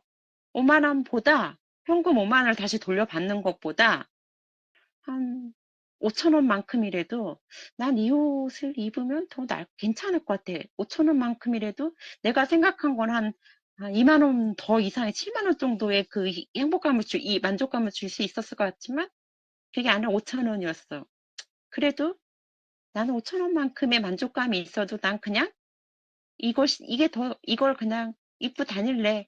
라는 선택을 하는 거예요. 그냥 입고 다닐래 선택은 그냥 그렇지 않으면 5만 원하고 똑같아. 그럴 거면 그냥 5만 원을 받고 말 수도 있는 거예요. 무료 교환이니까 사실은. 근데 그렇지 않고 그거보다 조금이라도 더 내가 이익감이 있고 만족감이 5만 원보다 조금이라도 더 이익감이 있고 만족감이 있기 때문에 제가 5만 원을 포기하고 이 상품을 선택하는 거예요. 그거는 그 과정 속에서 5만 원이란 현금가와 이 상품가를 계속 비교하는 거죠. 같은 5만 원과 5만 원 돈가루 놓고 볼 때 이 내 옷이 5만 원보다는 조금 5만 원 현금으로 내가 돌려받았을 때보다 이 옷을 선택하는 게 나한테는 더 이익이 있다. 만족감이란 이익이 있다. 라는 선택을 하게 되는 거예요. 그러니까 이게 불공정한 거죠. 어떻게 보면은 그 자체가 이익이 5만 원보다 더 되는 거니까. 5만 원짜리 상품인지 나는 5만 원보다 더 많은 이익감을 못 갖게 되는 거니까. 그런 과정인 것 같아요. 해피월드님. 누구는 네. 설명 되게 잘해주셔서 이해가 되게 잘 됐어요. 나중에 네, 제가 저자님께 한번 진짜 정확한 의미를 그러니까 그런 것 같아요. 내가 물건을 사서 환불할 때 왜 환불 안 하지? 지금 얘기하면서 생각을 해보니까 그럼 나 왜 환불 안 하지? 살짝 망설일 때가 있잖아요. 환불할까 말까. 그래서 안 하는 걸 선택했을 때 왜 안 하지?를 생각해 보니까 내가 조금이라도 5만 원보다는 내가 그냥 이거를 입는 게 조금 더 나을 것 같아라는 심리하에 선택을 안 하거든요. 그건 내가 조금이라도 이익감이 있기 때문에 5만 원 현금을 돌려받는 것보다 그런 거 같아요. 자꾸 머릿속에는 그 수요와 공급 그래프가 이렇게 딱 만나는 그 그래프 있잖아요. 그거가 자꾸 떠올라서 왜 이게 불공정하다는 거지? 이 생각을 하게 돼요. 약간 말장난 비슷한 것 같아요, 이거는. 네. 그래서 시장은 우리 그 경제학 교과서라는 게 근본적으로 잘못됐다는 게 현실에 존재하지 않는 전제를 깔고 계산을 하잖아요. 이게 경제학 자체가 우리 그 시장 경제를 잘못 바라보게 만든다고 이제 얘기를 하거든요. 그런 전제는 없다는 거예요. 그 수요 공급 그것도 무슨 효용 이렇게 수치를 계산하고 이런 거는 없다는 거죠. 그냥 불공정한 거 그냥 불공정한데 돌아보면 다 이득을 보는 거예요, 이게. 그래서 이게 아까 같은 것처럼 그리고 내가 샀는데 이거 아니야, 이거 잘못 샀어라고 해도 불공정 거래를 했지만 지익이 생겼잖아요. 정보라는 게 생겼잖아요. 다음번에 뭔가를 선택할 기준이 또 생긴단 말이에요. 나를 발견한 거예요. 나의 취향과 내가 어떤 순간에 어떤 선택을 하는지에 대한 나 자신에 대한 정보가 또 생긴 거예요. 지시의 문제예요. 알고 보면 다 모든 게.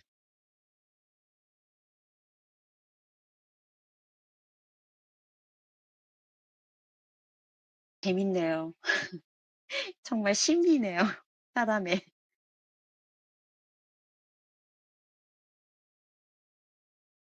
경제학 자체가 완전히 틀렸다라거나 이렇다기보다도 그 가정을 하는 몇 가지 부분이라든지 전제라든지 요소에 숨어 있는 아이디어들이 좀 잘못됐거나 편향이 됐거나 이제 이런 부분들이라고 생각을 하는 게 좋을 것 같고요. 수요 공급 곡선하고 여기에서 이야기하는 불공정 부분하고는 사실은 어떻게 보면 또 관계가 또 직접적인 관계는 또 없는 부분이니까 저는 3장을 보면서 계속 떠올랐던 게 이미 다들 말씀을 나누셨을 것 같긴 한데 커트 버네거트라고 하는 커트 버네거트의 해리슨 버거론 발음이 버거론인지 버저론인지 그것도 사전마다 또 다르던데 SF 단편 소설 아주 짧은 게 있는데 다들 아실 것 같긴 한데 그 소설이 생각이 많이 났습니다.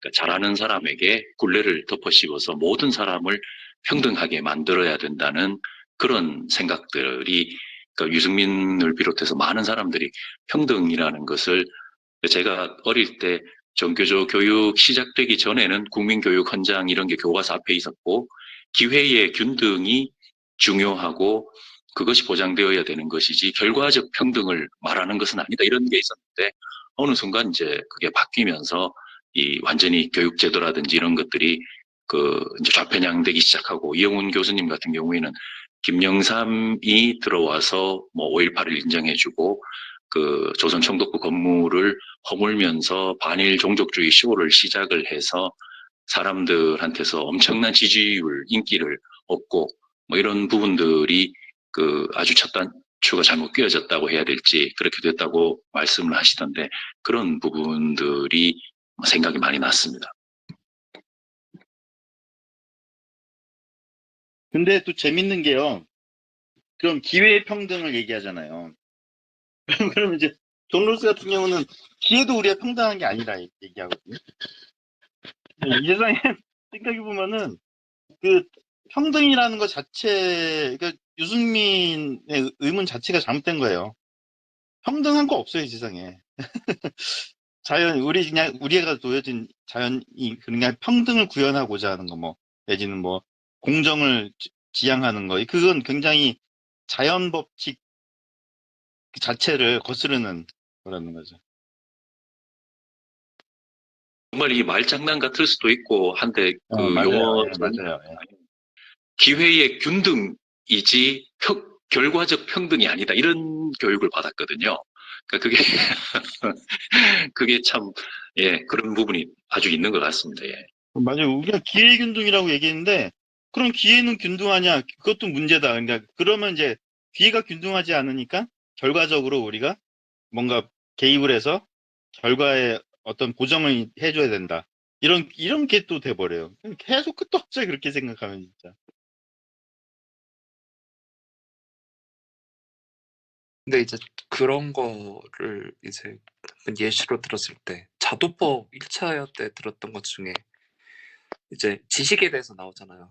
그 중에서 이제 우리가 계획 경제나 이런 게 불가능한 거는 이제 말로 표현할 수 없는 지식 때문에 이제 시장에 맡게 된다. 이렇게 얘기를 하는 거고.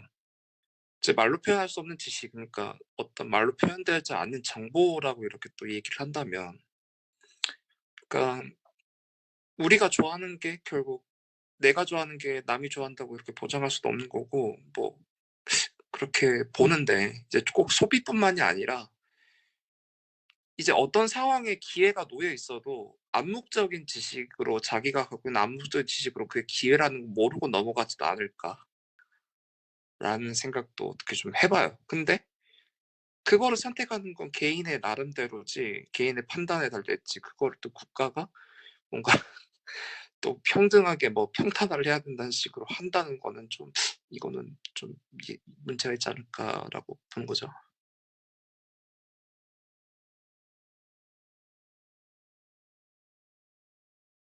아까 기회의 균등을 말하는 거지 결과의 평등을 말하는 것이 아니다라고 말씀해 주셨는데 자유님께서 저도 그 얘기를 들으니까 굉장히 오래전에 학교에서 배웠던 게 생각이 나는데 그동안 좀 그 사실을 너무 많이 되새기지 못하고 살았던 것 같아요.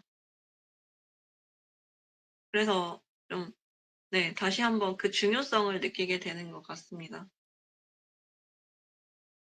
그 저자님이 연락이 되시고 마지막 쯤에 한번 등장하실 거라는 말씀을 들었고 이북도 곧 나올 거라는 말씀을 들었는데 이 3장의 그 진위계수 나오는 부분에서는 이병태 교수님 그 연구하신 부분을 좀 넣으면 뭐 지금 조금 뭐 위기에 있으신 걸로는 압니다만은 좋을 것 같습니다. 그러니까 진위계수를 봤을 때 북유럽의 낮은 인구를 갖고 있는 나라들에게서 나오는 좋은 진위계수는 어떻게 보면 아주 예외적인 거고 인구 1,000만 이상의 그 큰 인구를 가지고 있는 나라들 중에서는 우리나라가 뭐 독일하고 1, 2위를 다투는 아주 평평한 국가다. 이런 부분들을 이 책 업데이트를 해서 내면은 좋지 않을까. 요즘 이 자유주의에 대한 뭐 연구랄지 논의가 많이 되면서 부분이 좋은 내용들이 많은 것 같은데 좀 그런 생각을 해봤습니다. 좋은 이북 의견이네요. 나온 저기 이북 나오기 나자유님한테 전에 이북 빨리 나오기 전에 얘기해서 들어갈 수 있게 말씀드려야 될 것 같은데요. 우리 방에서 말씀드리면은 보시니까 하면 될 것 같은데. 나자유님한테 말씀하셔야 될 것 같아요. 우리 방에 나자유님 계시거든요. 이북은 금방 편집할 수 있는 거니까 그거 나오기 전에 하면 좋을 것 같아요. 나자유님이 그러면 이 저자님이신가요? 아니요, 저기 자유기업원 박 실장님. 예. 거기에서 그러니까 이 책을 내려고 맘먹은 게 이 책 우리 모임에서 이거 하고 추천하고 하니까는 이제 그럼 이것도 그럼 이북 저기 내자고 그렇게 결정하신 것 같아요.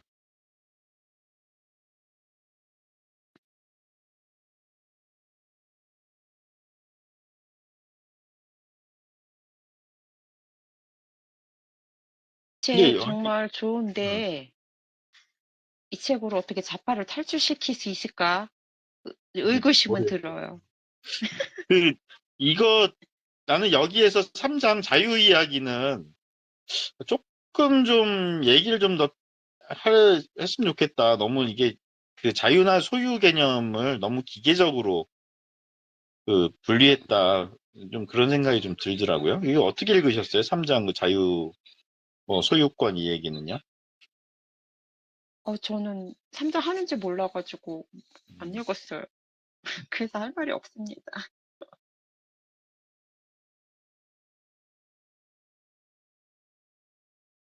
그 로크랑 로직의 이야기가 나오는데요. 자유 이야기. 그러니까 예를 들어서 어떤 밭이 하나 있는데 그 밭에 누가 사과를 먼저 먹고 있었어요. 근데 그 사과를 먹는 거를 누가 뺏어가지고 다른 사람이 그걸 갖다가 그 밭에다가 심어가지고 사과나무를 했대요. 근데 그걸 나중에 이제 어떤 사람이 거기다가 건물을 또 지었다고 막 그러더라고요. 그러면 그 두 사람 중에 누가 주인인가, 누구의 소유인가, 막 이런 얘기가 나와요. 그러니까 소유권을 어떻게 출발을 할 것이냐, 소유권을 어떻게 인정을 할 것이냐, 이제 이런 부분들을 설명을 해놨는데, 어떤 노동이라든지 가치를 투입을 한 경우에만 소유권을 인정하게 된다라고 했을 때, 이제 방금 말씀 주신 예처럼 뭐 배추밭을 만들겠다는 사람과 건물을 짓겠다는 사람이 서로 자기가 노력을 하고 주장을 할 경우에 인정하기가 어렵다. 그런 내용이 있고, 그리고 또 그, 소유권을 이제 평평하게 인정이 된 상태에서 더 평평하게 만들려면 이전을 더 이상 할 수 없는 지경에 이르기 때문에 결론적으로 그런 부분은 있을 수가 없다. 인간 사회에서는 그런 내용을 이야기를 하고 있습니다.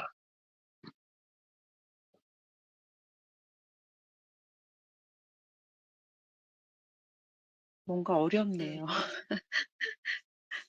판단하기가.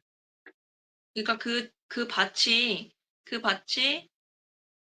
뭐 그 한 사회에서 유일한 밭이 아니라면은 그러니까 그 사회에 그런 밭이 여러 개가 있고 그렇다면은 이제 먼저 그 밭을 먼저 선택한 사람이 임자다 뭐 이런 것 같아요.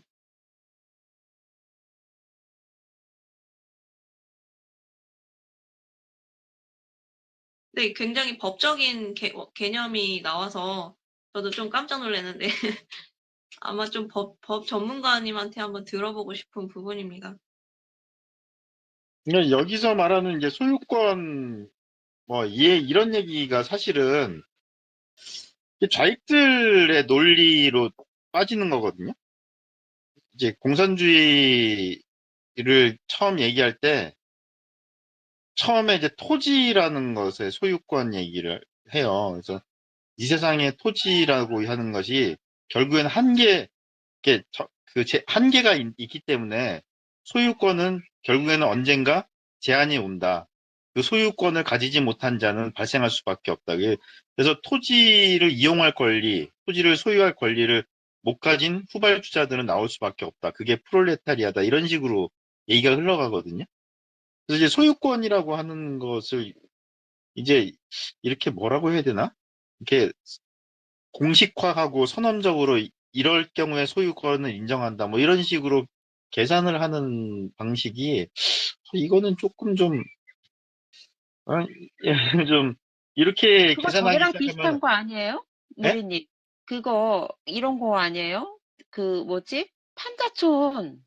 음, 거기서 오래 살고 있으면 그 음, 사람들한테 소유권 인정해 주는 거 주인 따로 있는데 음. 그거 아니에요? 그 같은 개념 아니에요? 그거 건데, 이제, 아무튼 이제, 걔네들이 그냥 선언적으로, 그냥 가정을 한 거예요. 이러이러한 가정이 벌어지고, 이제, 그렇게 가는 건데, 영국 같은 경우에는 워낙 땅덩어리가 작으니까, 눈에 그렇게 보이니까 그렇게 한 건데, 근데 이제, 아무튼, 이렇게 그, 소유권이라는 거에 대한 것에 이렇게 딱 계산을 하고 이럴 때 권리를 줘야 돼 뭐 이런 식으로 하기 시작하면은 그쪽으로 좀 빠질 것 같은데 어떤 의도에서 이거를 발상 자체가 자파적 발상인 것 같은데요?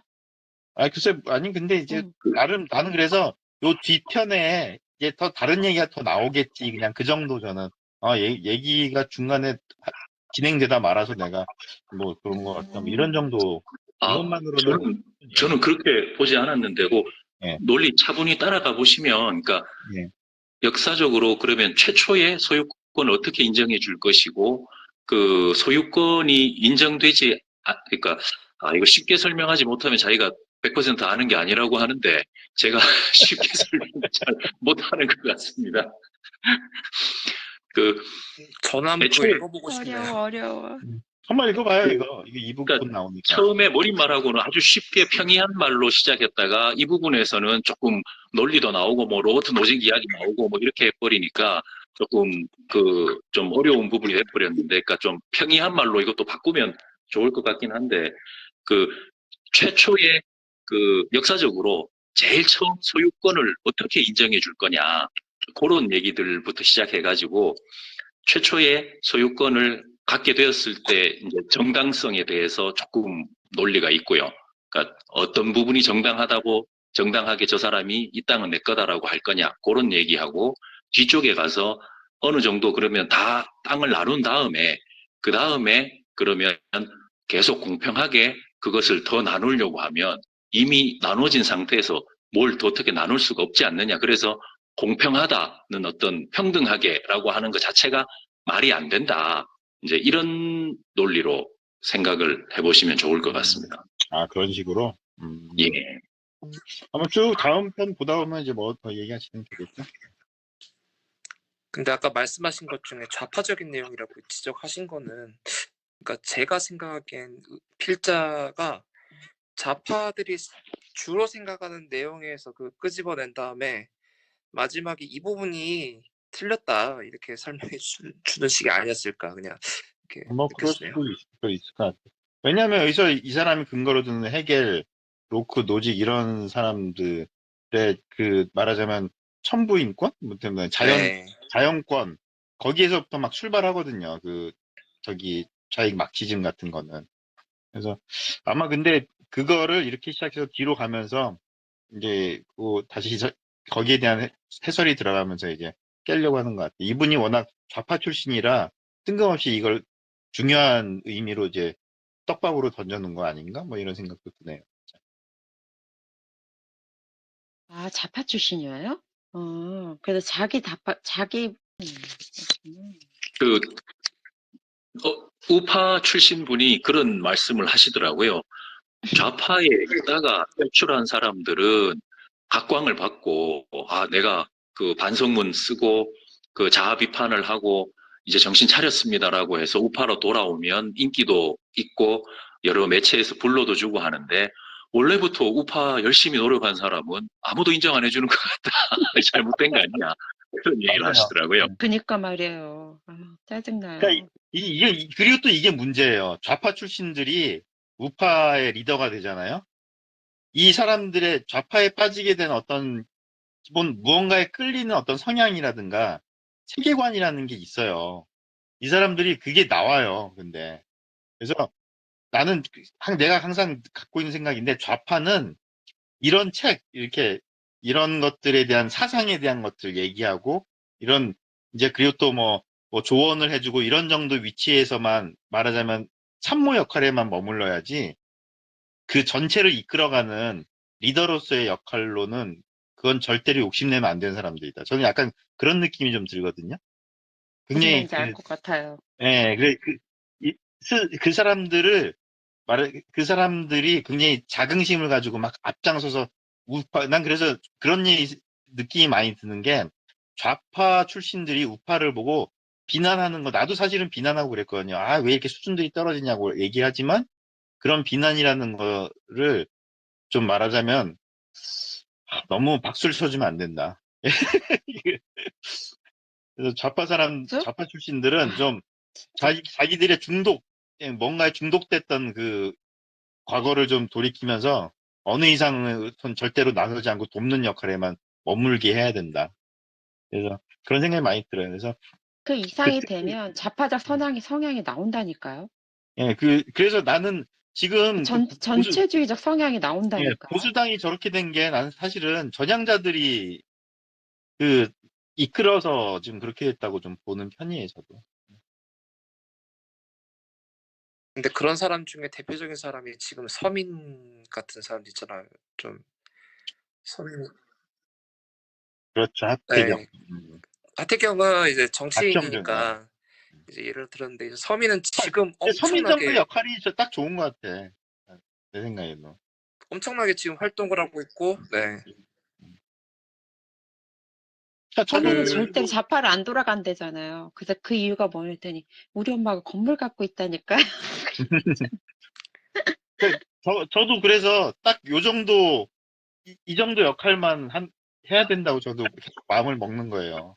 계속 얘기하고. 왜냐하면 여러분들 얘기 듣고 하면서도 나도 스스로 자꾸 점검하게 되거든요. 근데 내가 만약에 뭔가 이렇게 자꾸 하는 위치가 가면 나도 또 그쪽으로 이제 폭주하게 될 거라는 좀 걱정이 스스로에게 좀 있는 편이에요. 저도.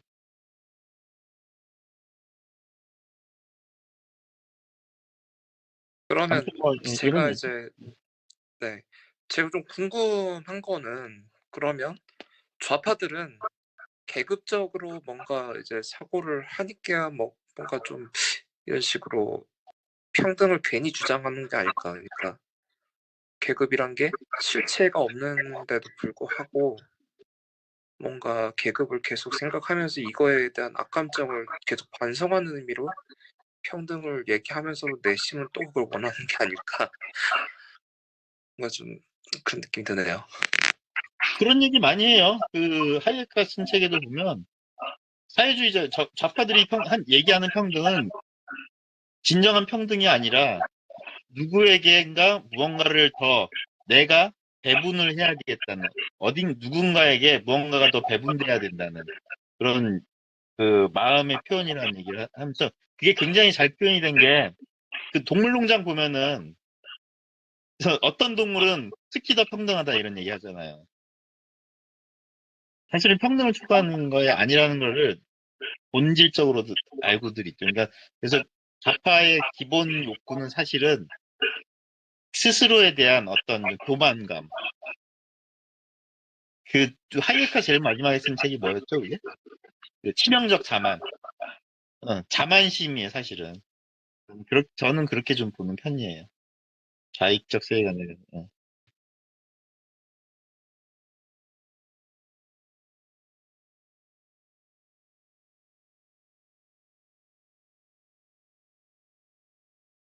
정우성 보고 난민 집 비워달라고 이러고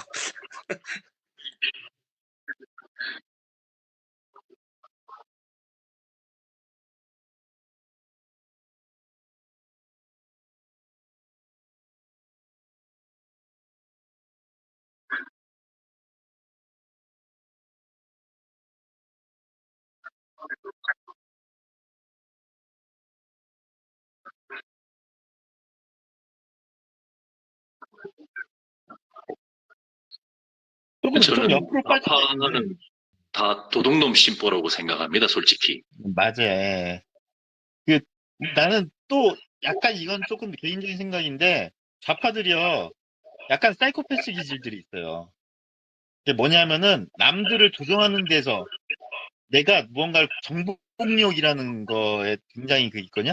남들을 내가 조종한다는 군림하는 것에 대한 쾌감에 좀 중독된 사람들이 경향이 좀 있어요. 그렇죠. 예. 그런 것들이 예. 그런 보면 그게 약간 공통 정서예요, 보면은.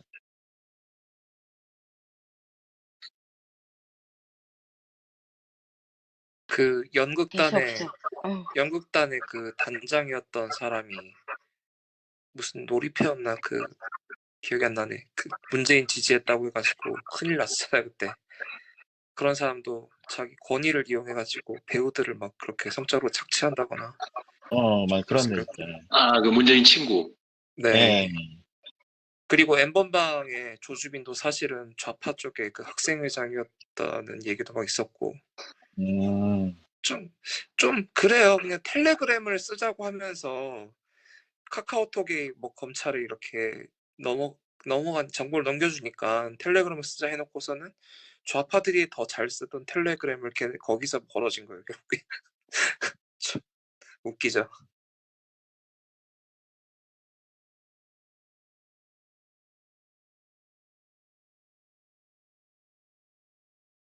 결정체가 조국 사태 아닌가요? 그러네. 조국 사태 보면은 아주 노골적으로 나왔잖아요. 예. 아, 나는 진짜 저는 정말 조국 사태가 정말 놀라워요. 충격이에요, 진짜로. 그거는 생각할수록 너무 충격이에요. 그 가족들 보면 정말 소시오패스, 사이코패스라는 느낌이 많이 들죠. 근데 그걸 옹호하는 내 주변의 좌파들이 그 옹호하는 모습을 볼 때 그 모습도 정말 충격이라니까요. 아, 난 정말 이해가 안 돼요.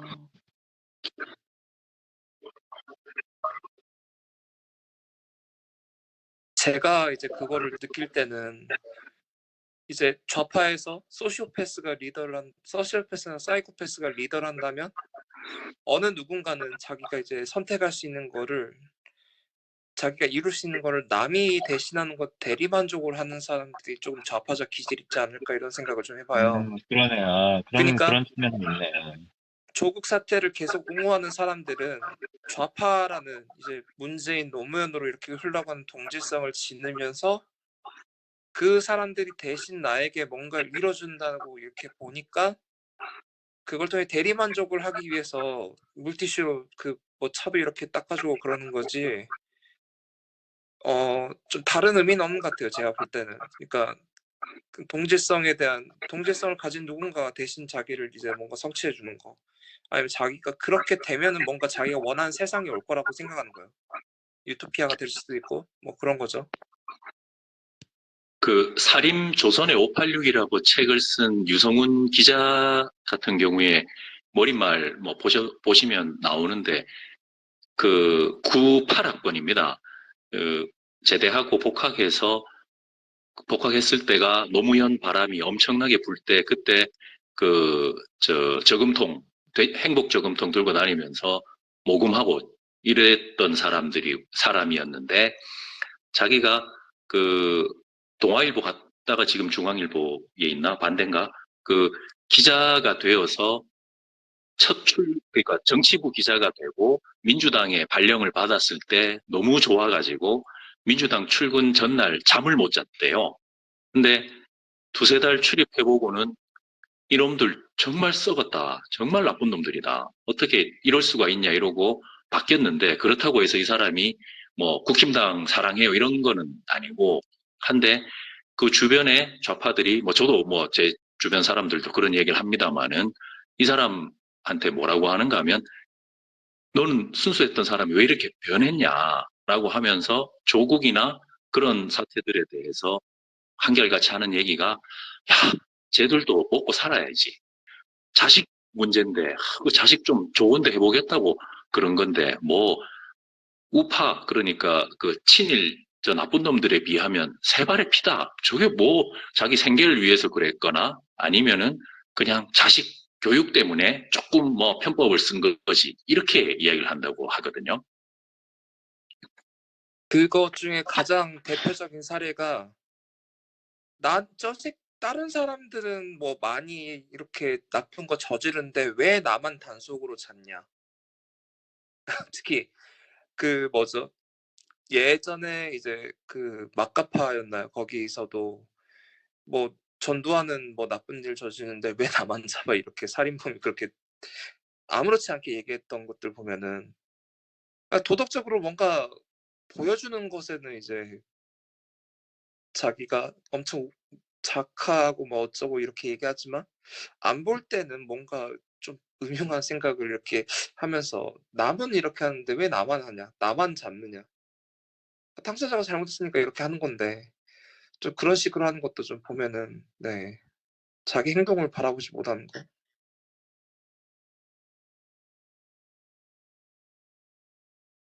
예, 맞습니다.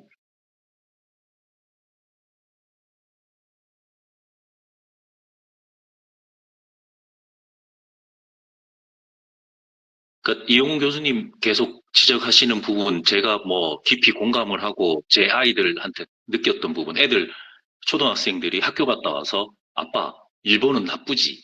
이렇게 이야기를 하는 걸 보고 야, 도대체 학교에서 선생들이 뭘 가르치나 그런 생각이 들었는데 이용 교수님도 손녀 딸이 그렇게 이야기하는 것 듣고 충격을 받았다 그러시던데 그 유성훈 기자도 이야기가 민주당 사람들 만나보니까 그 좌파 그 저 586 운동권들이 조선시대 살인하고 똑같다. 살인보다 못한 게 살인 그래도 공부라도 열심히 했지. 이놈들 그보다 더 못한 놈들이다. 그러니까 독단적이고 자기들만 옳고 우파라는 저 사람들은 친일 매국노의 후예고 저놈들이 훨씬 부패했고 훨씬 잘못됐고 이야기 들을 가치도 없고 협동을 할 대상이 전혀 아니다. 이렇게 생각을 한답니다.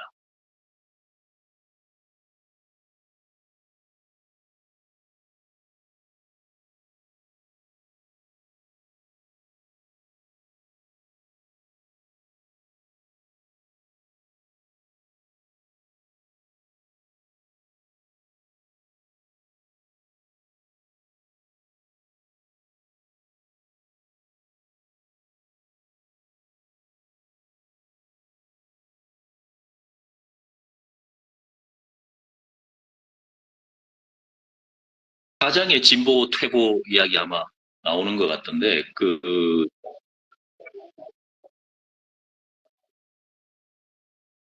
네, 맞습니다.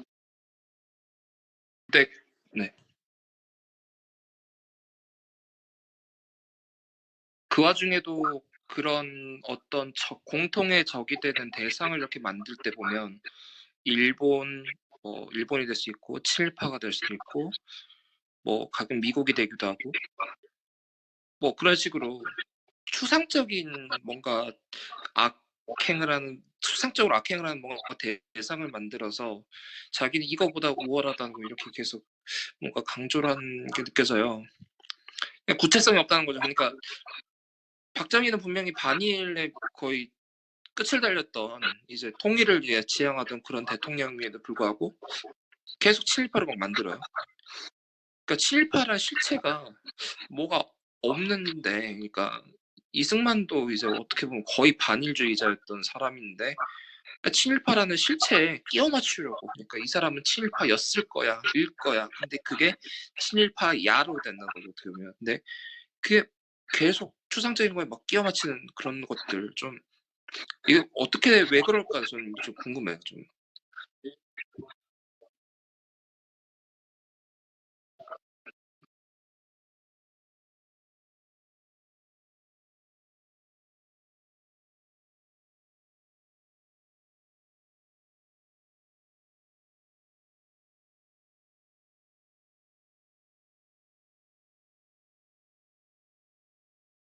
그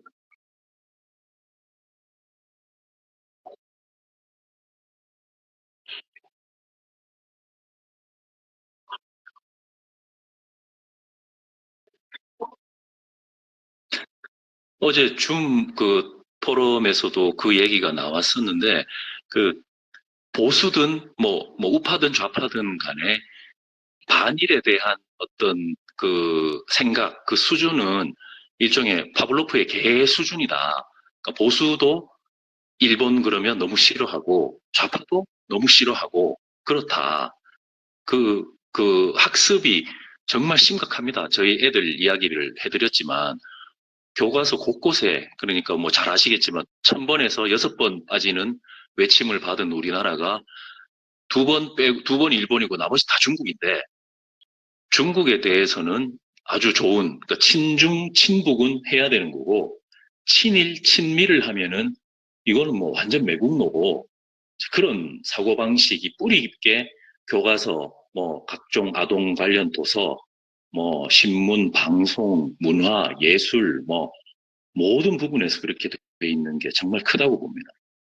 그런 의미에서 보면 민경국 교수님 참 실망스럽다. 어떤 아까 점에서? 말씀하신 거 초에 어?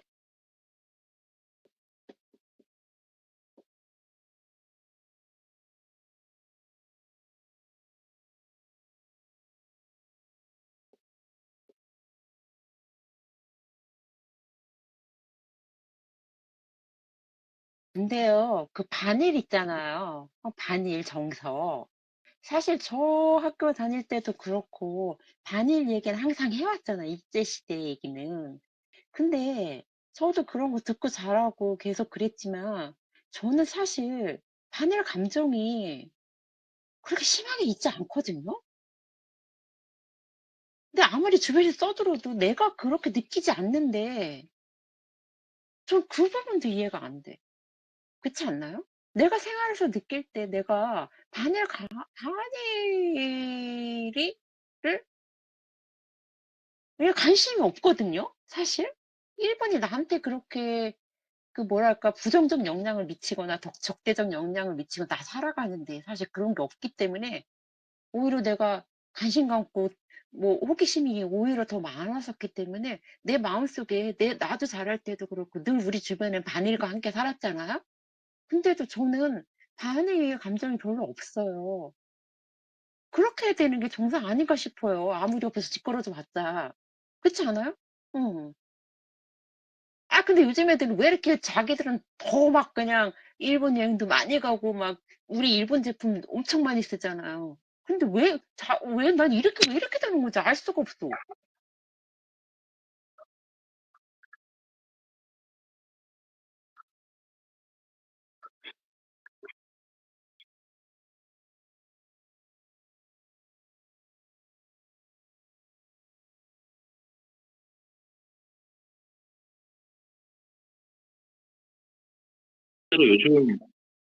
실제로 요즘 설문조사를 해보면 20, 30대는 반중 감정이 더 크다고 합니다. 근데 반중 그, 심하죠.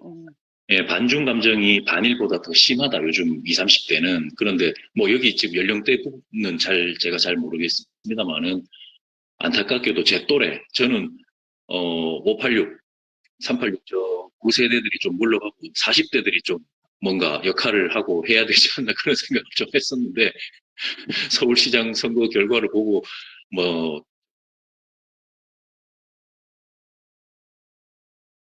죄송합니다. 근데 요즘 20, 30대는 좀 다르다고들 하네요.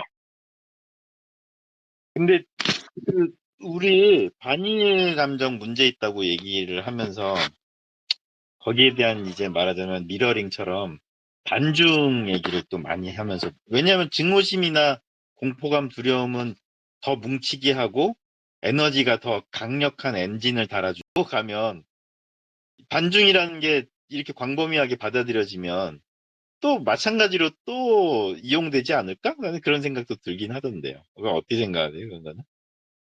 그러니까 깊게 생각을 안 하고 뭐가 문제인지 하나도 이제 사고를 하지 않고 그냥 무조건적으로 이제 예를 들어서 기독교 같은 데서 이게 사탄의 뭐 어쩌고다 뭐 이런 것들 있잖아요. 그러니까 레이디 가가가 공연 왔을 때도 사탄의 뭐 딸이 와가지고 막 어쩌고 한다. 동성애를 막 이렇게 막 했었다.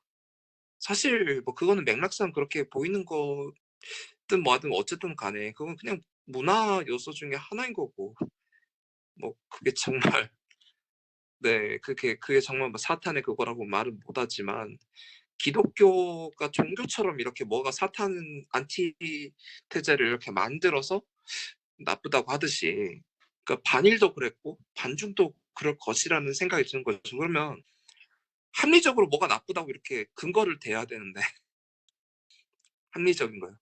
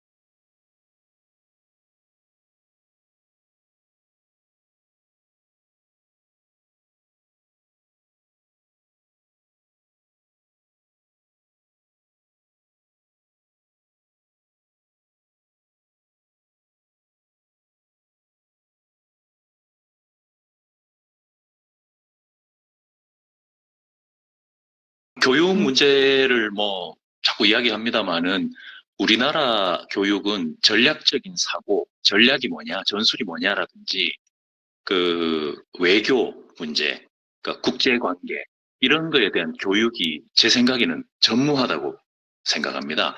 저도 그런 교육은 받은 적이 없고 국사는 국사대로 우리나라 우물한 개구리식 뭐 국뽕 반일 그런 교육이었고 그 세계사는 그냥 뭐 바깥에 저렇게 흘러갔다 이 정도지 연계돼서 어떤 이야기가 있거나 그런 부분은 전혀 없었고 국제관계 외교가 얼마나 중요한지 이런 부분 교육이 너무 없기 때문에 그런 문제들이 많이 발생하지 않나 뭐 피상적인 것만 신경을 쓰고 예, 깊이가 없는 것 같고 그렇습니다.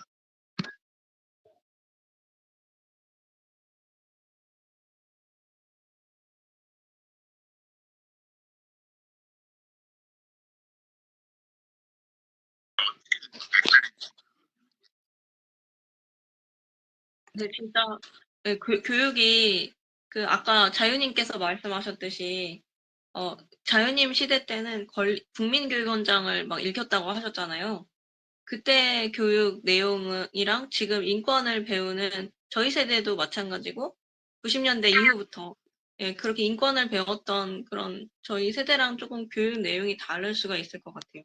그래서 좀 자연스러운 그런 진보적인 개념이 적용이 좀 힘들지 않을까. 하나 제가 예시를 들면 그러니까 외교 전략을 이렇게 말씀해 주셨잖아요. 그 항공연구원인가 어디 그러니까 무슨 우리나라에서 그 전투기 조종을 이제 배우는 배우기 위해서 만든 그 비행기를 그러니까 우리나라가 개발을 했는데 그걸 인도네시아에다 수출을 했대요. 한 20대 정도인가 몇 대 막 이렇게 좀 많이 수출을 했대요. 근데 그 물품 대금을 아직도 못 받고 있대요. 이명박 때 그걸 수출을 했었는데. 그러니까 사실 그냥 그거 받고 그러니까 안 사도 되는 그런 나라에다가 그걸 판 거나 마찬가지거든요, 그거는. 이제 그런 대가로 뭐 이제 뭐가 있었지는 잘 모르겠어요. 근데 그러니까 인도네시아에 대해서 외교를 이렇게 할 줄 아는 누구가 없으니까 그거를 해결을 못 하는 거예요. 아마 민간 기업에서 그거 정부의 돈 대신 받아온다고 하면은 아마 대단히 뭐라도 보상할 것 같기도 한데 좀 그러니까 전략적으로 생각하는 게 없고 그러니까 대한민국 자체가 워낙 외교에서 수동적인 입장을 많이 가졌잖아요. 그럼 어디 일본에서든 중국에서든 러시아에서든 미국에서든 그런 쪽으로 많이 이렇게 바라보면서 이제 지형학적으로도 워낙에 안으로 이렇게 되어 있으니까 밖으로 나가는 것에 대해서는 뭔가가 이제 그런 사고를 안 가르치는 것 같기도 하고 좀 교육에서도 좀 그래요. 그 지형적인 뭐 문제가 있지 않을까. 좀 그런 거죠. 네, 진짜 그런 것 같은 게 아까 책에서도 그랬듯이 진보의 개념을 우리나라가 먼저 선취하지 못했던 것 같습니다. 그래서 우파의 가치가 자유주의라고 한다면 그 진보성에 대해서도 당연히 잘 알고 있어야 되는데 그거를 정치적인 대립으로만 만약에 이거를 프레임으로 이제 흐름이 이루어진다면 이제 자연스럽게 안 되고 또 글로벌적으로도 공유하기가 힘들 것 같다는 생각이 들거든요. 좀 이제 진보라 그러면은 좀 이제 가난에 대해서 어떤 그 러시아가 그 실패한 이유 중에 하나가 그걸 사람들이 게으르고 어리석기 때문에 그 뭐야 그게 이제 경제가 힘들어진다 생각하고 고르바초프가 그거의 원인을 둬가지고 개혁을 한 게 실패한 건데 네, 그 정확한 진보적인 그런 개념이나 이런 게 바르게 서 있어야 될 것 같습니다.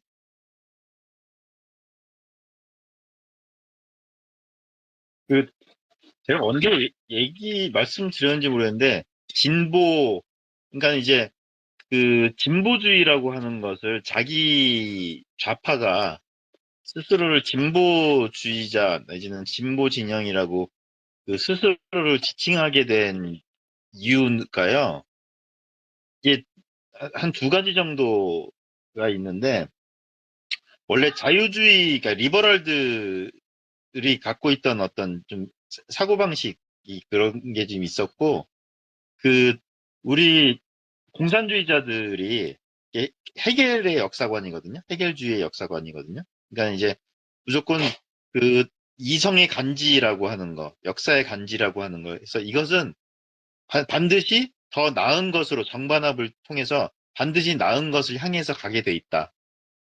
그 어떤 그런 운명에 놓여져 있다라는 사고방식이에요. 그래서 그 논리를 가지고 막스가 이제 뭐 원시공산제, 무슨 봉건제, 자본주의, 그 다음에 공산주의, 이런 진보의 과정을 거칠 것이다. 그러므로 자본주의 다음에는 그 공산주의라고 하는 것이 자연히 출현한 그런 식으로 역사가 흘러가게 될 것이다. 진보의 역사관이거든요. 그러니까 스스로 공산주의 내지는 사회주의자라고 얘기를 그렇게 돌려서 표현한 거예요, 사실은. 그 사람들이 진보라고 얘기하는 것은 사실은 자본주의 다음에 그 사회체제를 지향하는 사람들이다. 더 나은 자본주의를 극복한 사회주의를 지향하는 사람들이라는 의미가 사실은 담겨 있는 거죠.